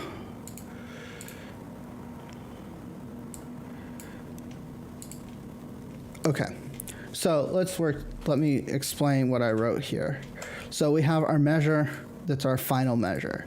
And in it, you just figure out the ag logic that you're getting from the context. And, the ag logic is just what we worked out before. Basically, I wrote it a little differently, but basically it returns the level that you want to hit based on the filter context. Okay, and then you have that call a calculation group that's on the level. So you have your result equals measure 1, which is not the same as your final here, that's modified by your aggregation group. Okay, and so then what you do, and maybe this ends up being too much code, but what you have is you passed in the level that you're going to hit. And yeah, I'll share the notes. I have to clean the little book. It was an IM conversation with Phil Seamark, so it's a little all over the place. What you do then is you pass in the level that you want, and the measure name gets passed in. So if you're in revenue, it gets revenue. And then it basically says, okay, hey, I'm going to take, if this equals revenue, then I'm going to do, and so we don't actually even need this variable. We can just put it here, although this is probably faster. Then you get the measure that you want, and so basically this is now just a list of all your measures, and that's it. So let's start writing that up for our sample model. And oh, right, I've got it like this. Okay, so we've got revenue equals, and what did we write here? Okay, and what did we call? Okay, so instead of doing this here, we combine them into one measure. So let's rewrite this here. So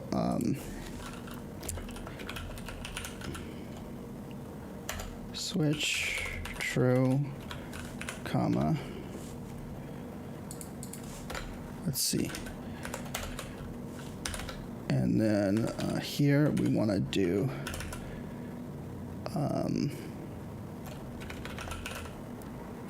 detail. And then here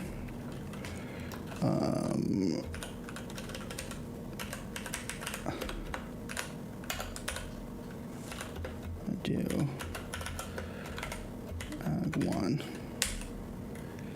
And so now this is our ag logic. So the idea is now the development team only has to update this measure as they add dimensions. That's it. Everything else can be done. Like, everything else is going to be dynamic. So now we have our measure revenue, which equals, let's go back to, all right, we need to update our model. So We actually do want that enter. Here. And we can delete. Okay. Hit save. Okay, so great. And then we can say calculate revenue. And it can just call revenue detail because we're gonna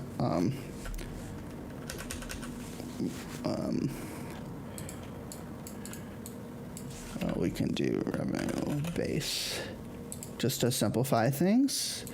And then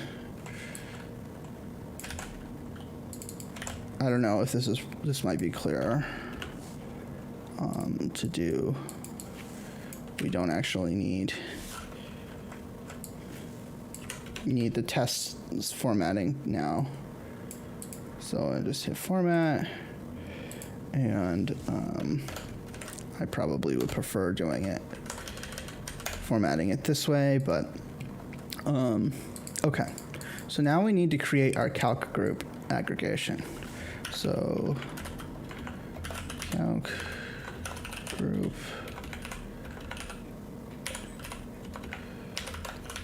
aggregation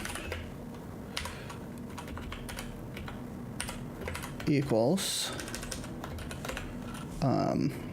and now we've got item colon ag1, and let's just flip back over to our logic statement and see. Yep, so we've got ag1 item colon ag2, and we got item colon ag3. I don't know if there's commonly accepted syntax for writing calculation items, but I think this is fine. And so now what we have in our logic here is, did I not? There we go. Okay. So our selected measure name here, okay, is going to be revenue base. So we've got revenue base. We've got profit base. And we've got, what's the word? Units base. And the definition of revenue base, profits base, and unit base can just be literally one, because we're not actually executing any logic in this measure in any circumstance, because this is hidden. And when we call this measure, it automatically modifies it with the revenue group, and we're going to be wholesale, instead of executing revenue base, we're just going to be wholesale replacing it with our other measure. And so now we've got revenue ag1, profit ag1, and units. Apparently, do we have a problem with... we made a mistake here in our name. Units.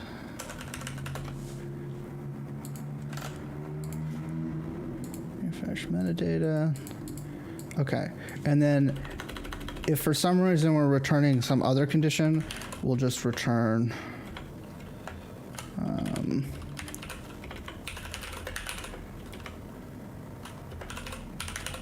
fine, we'll just return a string that tells us that there's something wrong with the calculation.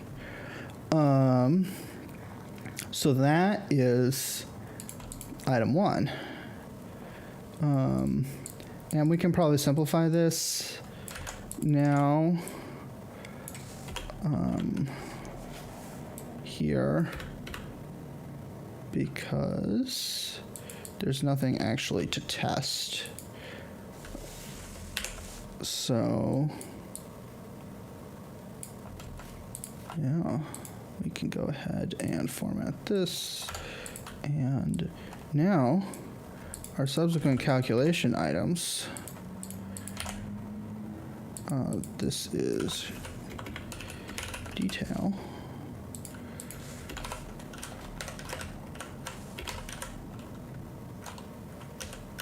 And then down here. So is everybody following with what we've done? Detail. Okay. And so now we have all of our logic in one place. We just have a list of measures here, which this would be really easy to script out in Tabular Editor. Might even get me to learn to do it. And because you could just do a list of all the measures built in your base in each table and have the suffix on the table name be the name of the item. Might not be really easy to script out, but possible. So this is everything, and then we just need to take here, and we can do profit. Yes, profit, and do units, and I think this is everything we need to implement this on a small model. Now, on a larger model, basically this is basically the same. All you need to do is copy paste for the other stuff. Now, this measure is going to be quite a bit more complicated. If we open a new tabular editor here, and then open, and I'll just connect up here. I guess the next step, we don't actually have to test this on our sample database, is for me, and I've got about 45 minutes more, so I'll probably keep working on this, even if you guys have to go. But the next step is to flesh this out to use a large model, which, as you can tell from how long it's taking here, I'm trying to open up a large model. Do we have an auth prompt somewhere? Let me just open the local copy, and we can connect to that instead.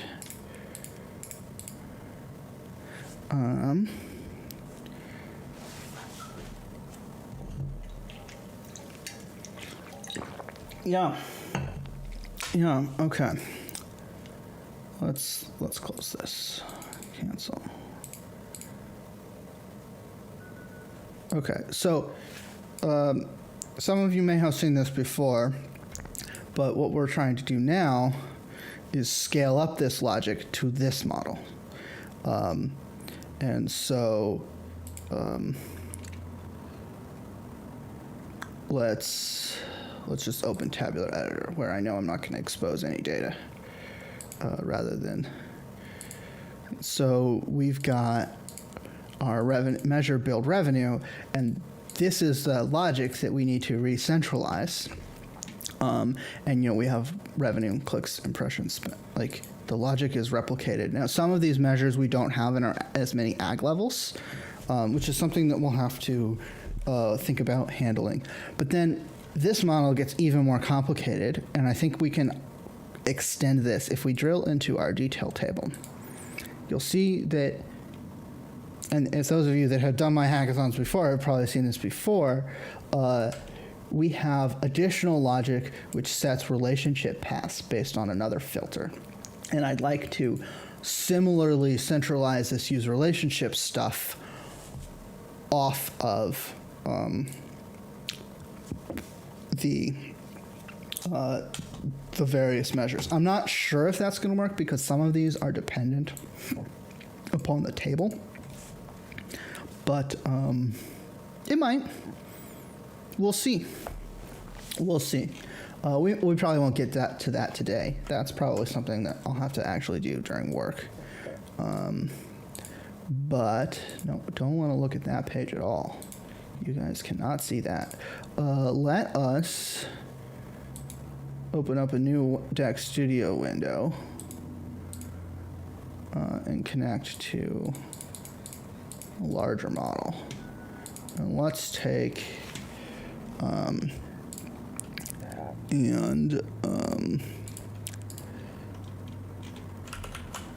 let's redo our.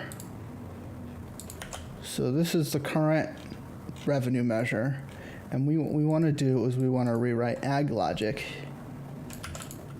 to match this. Okay, so it should actually be fairly straightforward because this tells us if we have to hit our most detailed table. So we're going to call this L2. Come on.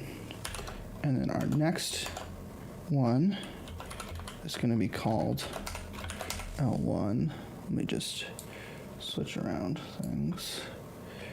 So, and the logic here for L1, and this is why I started to use variables, is because for L1 we have two separate logical concerns. One that's called customers filtered and one that's called other filtered. And I think I'm going to collapse those. Not 100% sure because it makes some sense here. That comment is no longer true. Well, that comment belongs with this line here.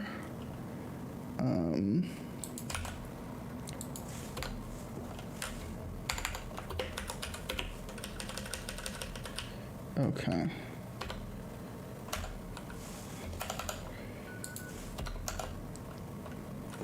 There we go. So this is the list of logic for all. And I think of these as two detail tables. So this is the, both of these tables are over 100 million rows. And then we have our ag tables that are nice and small. And so for the ag logic here, it's account team filtered. And can already see we've got a little bit of a logic issue here.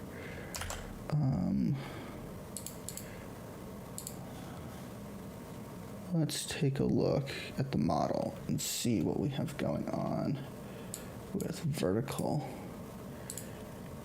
Okay, so vertical is related. This is our L1. This is our ag one. Yeah. We've got some cleanup to do here. Why is vertical related directly? Okay. Well, anyway, I'm not going to clean that up right now. What's like, it doesn't.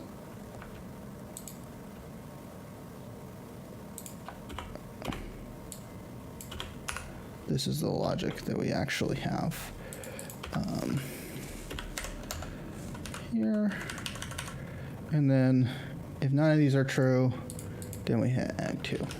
Okay, so this is our ag logic measure for this. So, yeah, I'll put this in performance measures. Actually,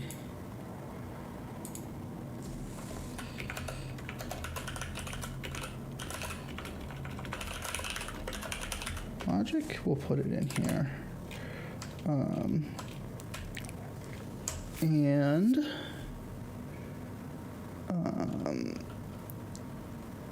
Oh, well, this is a table, so let's just do one there.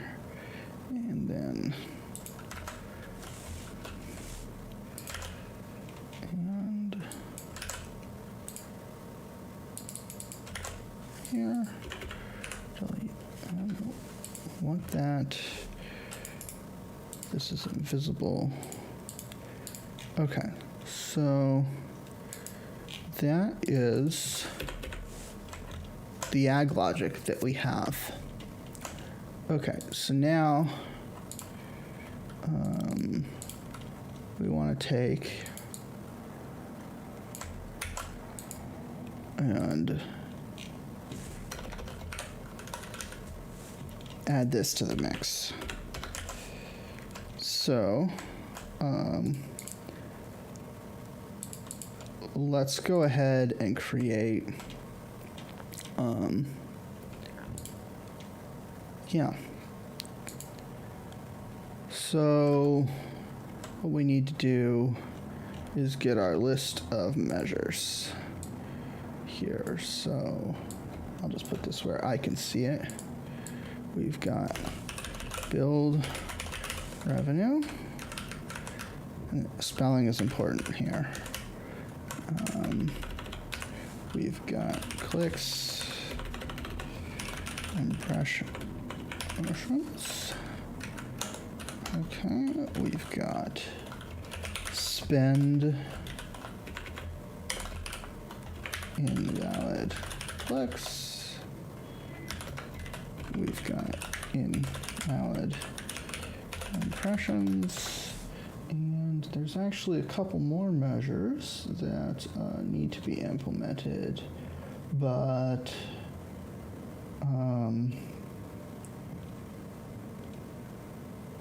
we shall worry about that later. Let's just worry about matching existing functionality, not checking off dev items, because the idea is to make this easy for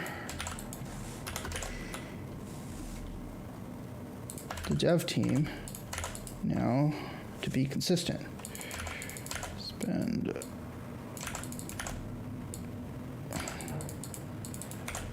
okay, and now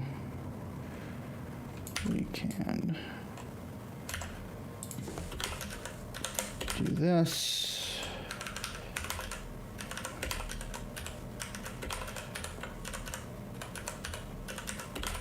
Okay.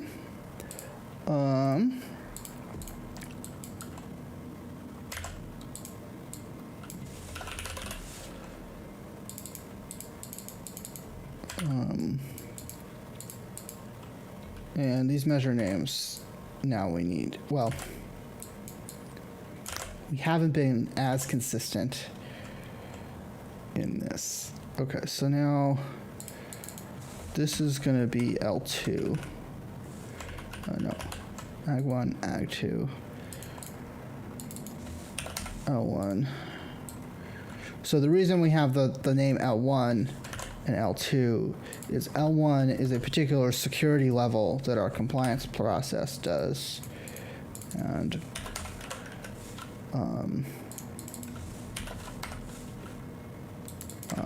so is L2. Whereas all this other stuff with aggregations, those are just part of the model.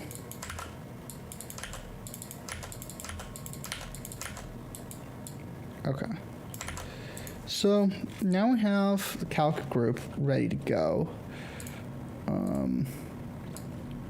Let's just move this down so I can find it easier. So now we need to come into Tabular Editor and make the calculation group. So, let me move this over here. And this here, and create a new calc group. And the group name is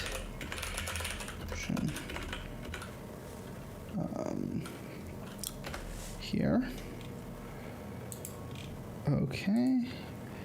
And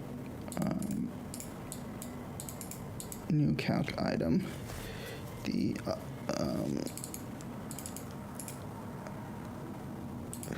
The name here is Ag2. New calc item. Ag 1. New calc item L1. L2.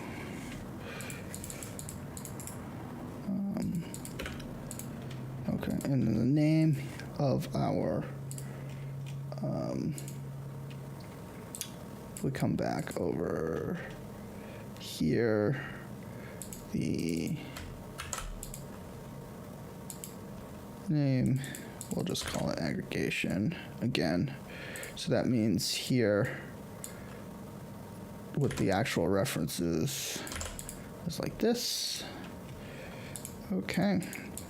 And the ordinal, I never know. That's something I'm going to have to just test on. We have other calc for time intelligence, and we have to test where those go. Okay. So we've got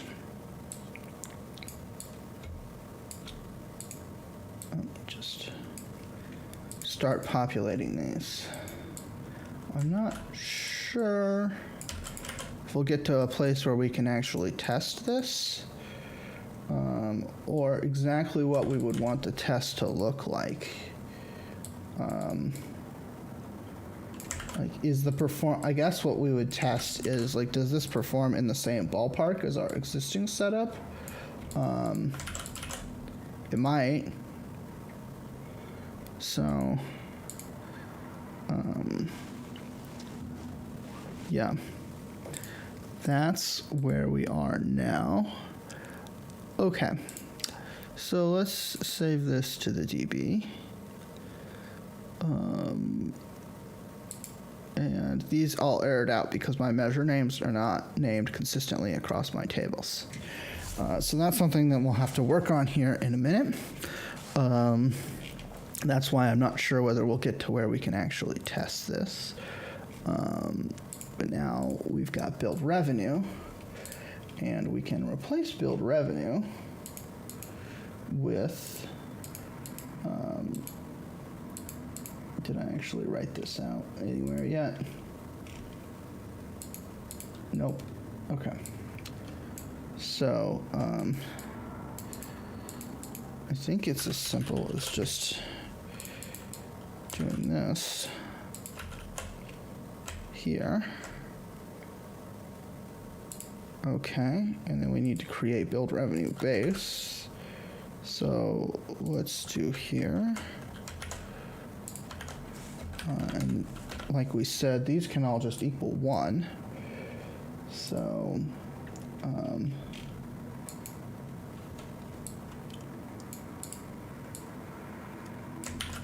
let's do, I keep forgetting to hit enter after I put my measure.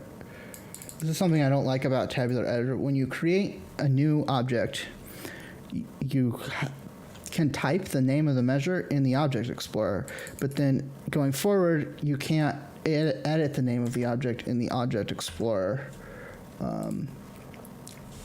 the same way. So you have to edit it in the property list. And if you don't hit enter, then it doesn't save what you typed.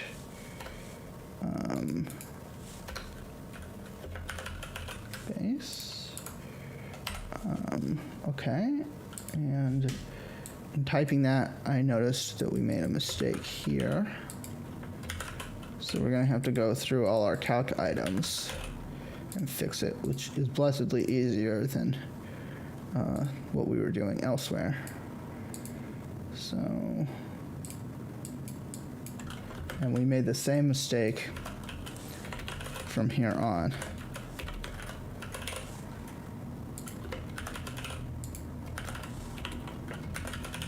Because these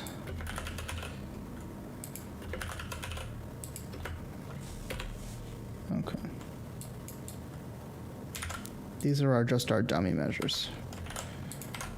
See, I didn't press enter again. I just did Control V and clicked out.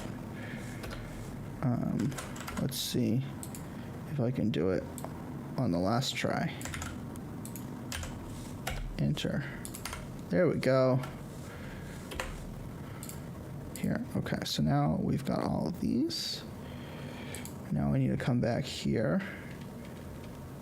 This, what's the error message here?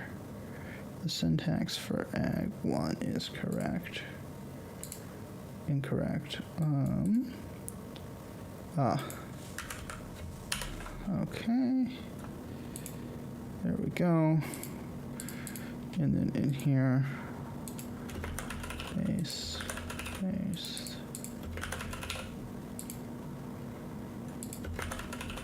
That's fair.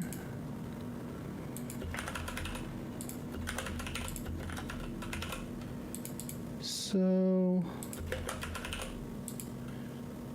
hopefully, now we've got it all working. And so now all I need to do is just get these names to be consistent. So first of all, let's be consistent in here.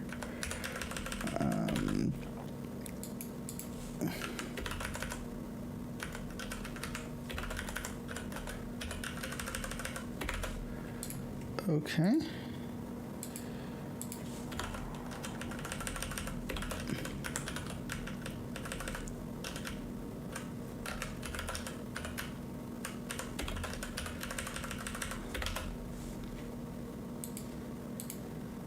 Okay, so now we need to go into our actual ag tables.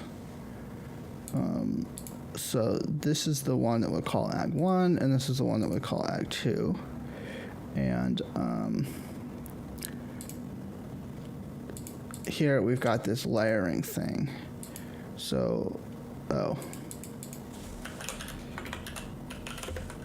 let's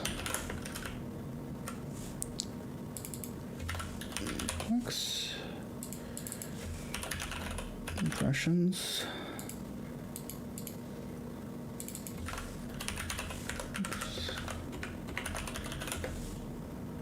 Maybe now.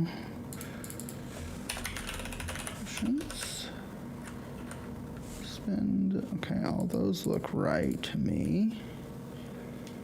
So let's look at Ag 2 and see. Build revenue Ag 2. Okay. So, what we basically need to do here is for these ones that don't actually hit on Ag 2, and let's look, Ag 1 only has build revenue as well. So let's go back through this chain and figure out what happens for these. So,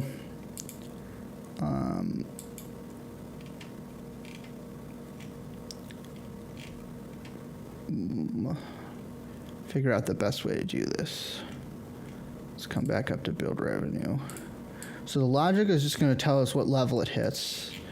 Okay, so basically what we're going to do is we're just going to say, guess what? You don't have aggregations, which maybe we should add. I don't think there'd be big cost to it, but we didn't have these measures in the models when we built the aggregations. So we didn't worry about it at the time. Yeah. Okay. But then here we do have these for L1 and L2. So base.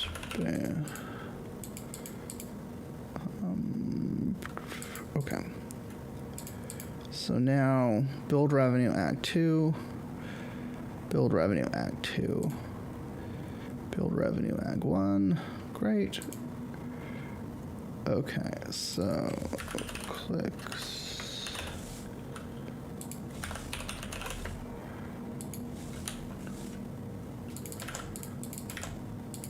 Okay.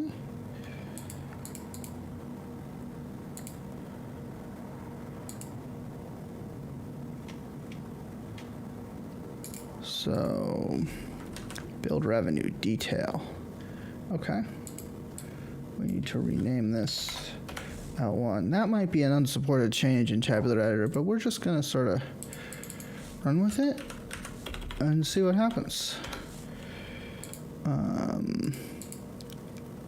Base spend. I'm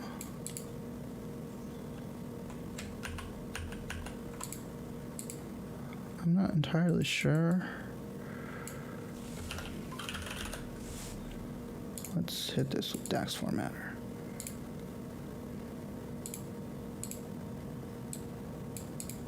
Okay. Yeah, so that's some extra logic that we'll probably have to keep. So what's going on here is we have a couple dimensions that we just don't have this measure filtered by at all.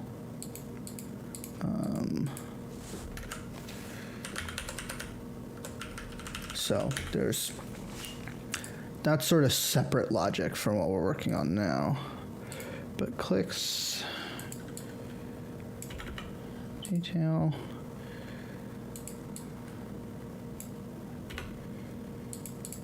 portions, detail, and clicks, detail,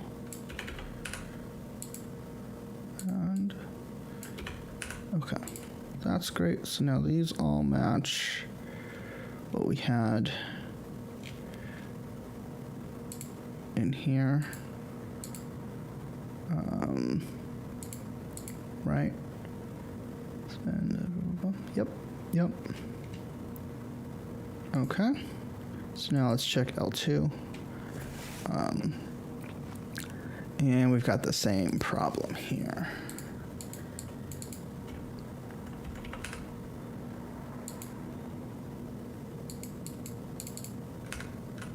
Oh, there we go.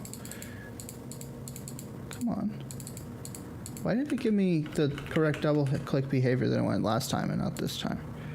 I don't know.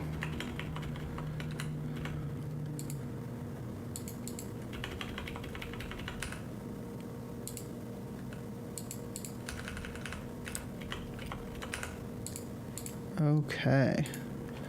So now that should be valid. Let's hit save and see if we get any errors this time. Okay. Valid impression. Pretty sure that's the problem there.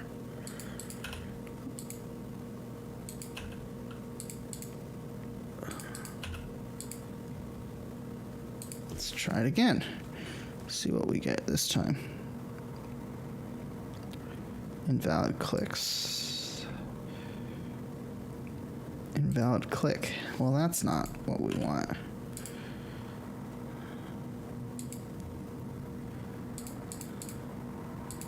I wish there was a best practice analyzer for consistent tense and measure names.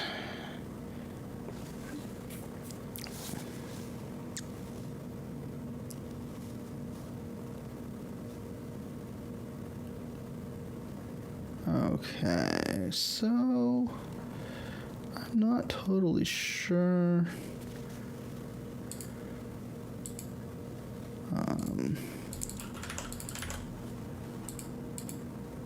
What this error message is about.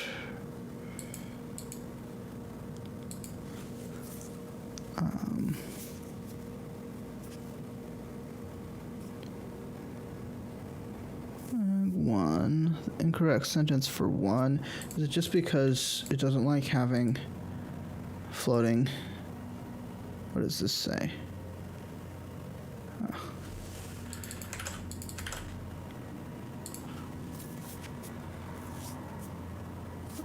Okay.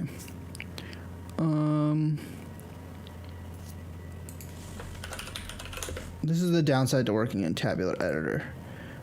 Everything is much faster until you're trying to iterate through things. Okay, so what is build revenue L2 called? I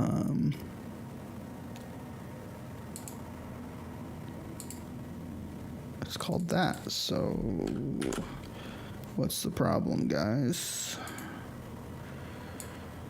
Trailing leading space, that's the problem.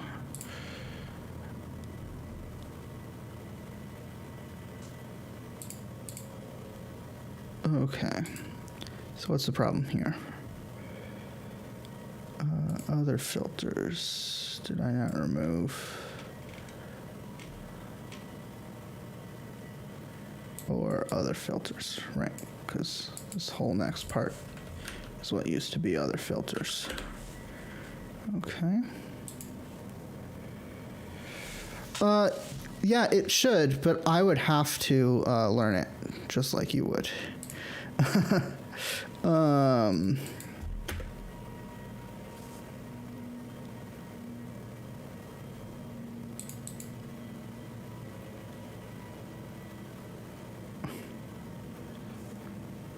So, why does it like Ag 2, but it doesn't like Ag 1? Oh, of course, because I'm duplicating my name inside the object when you don't do that in Tabular Editor. Okay, so at this point, I don't think we have any errors. So, let me turn my camera back on, because it overheated, as it usually does. Lasted a long time, though. And then let me see. Can we do a test? I'm trying to figure out if there's some test that we can do on what we've worked out. Probably not, because this model has this is a dev version of the model that has other challenges. I think that's probably going to wrap us up for today. So just to recap, and I'll share some links to the code we created. What we did was we took aggregations that were spread all over the place, and we restructured all of our code such that the is filtered logic was structured in one place, just in a measure, rather than spread across each of our measures. 2, we used calculation groups, and this is somewhat iffy whether this is worth the change or not. We used calculation groups to take the selection of our ag measure and put it into the calc group, such that we only have to list out the names of our measures in the calc item. I'm not sure that that actually helps us. I think we would have been better off just simply having that be in the top level measure, just called. So yeah, let's work our way back there. We started sort of close to there, but let's work our way back there. So all of this in the calculation group, I don't see how it would be any better than just taking and having revenue build revenue equal switch here we'll call ag logic, and then we'll say ag 1. So basically ag 2,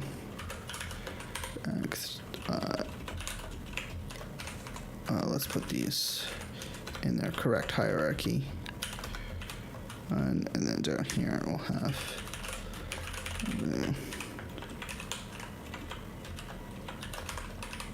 L2. We need the selected value here.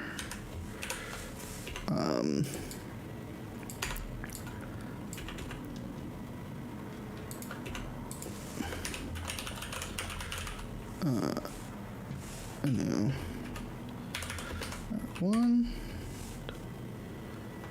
Nope. 2.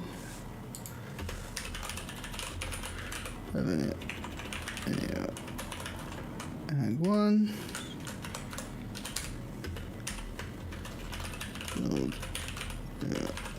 So, seems to me like this formulation is no better.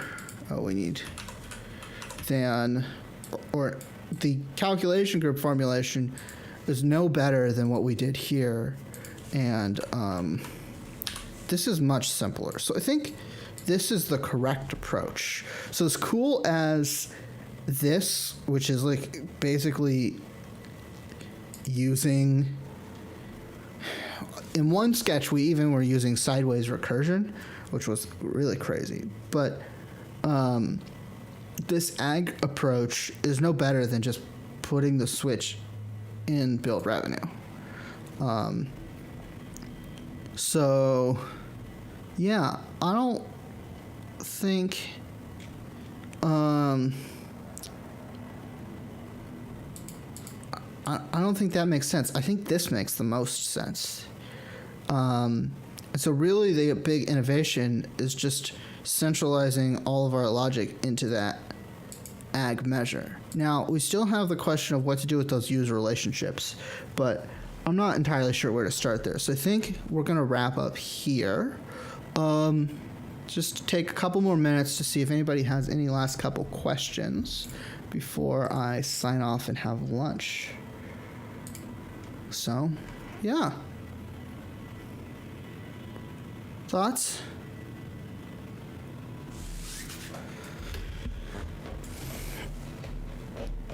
Should I do these more often? I haven't been doing them because when I'm streaming like this, it sort of takes over our house. And my living room is sort of our whole house. But we are moving soon, and I'm going to have a basement office instead. So we can probably do these more often.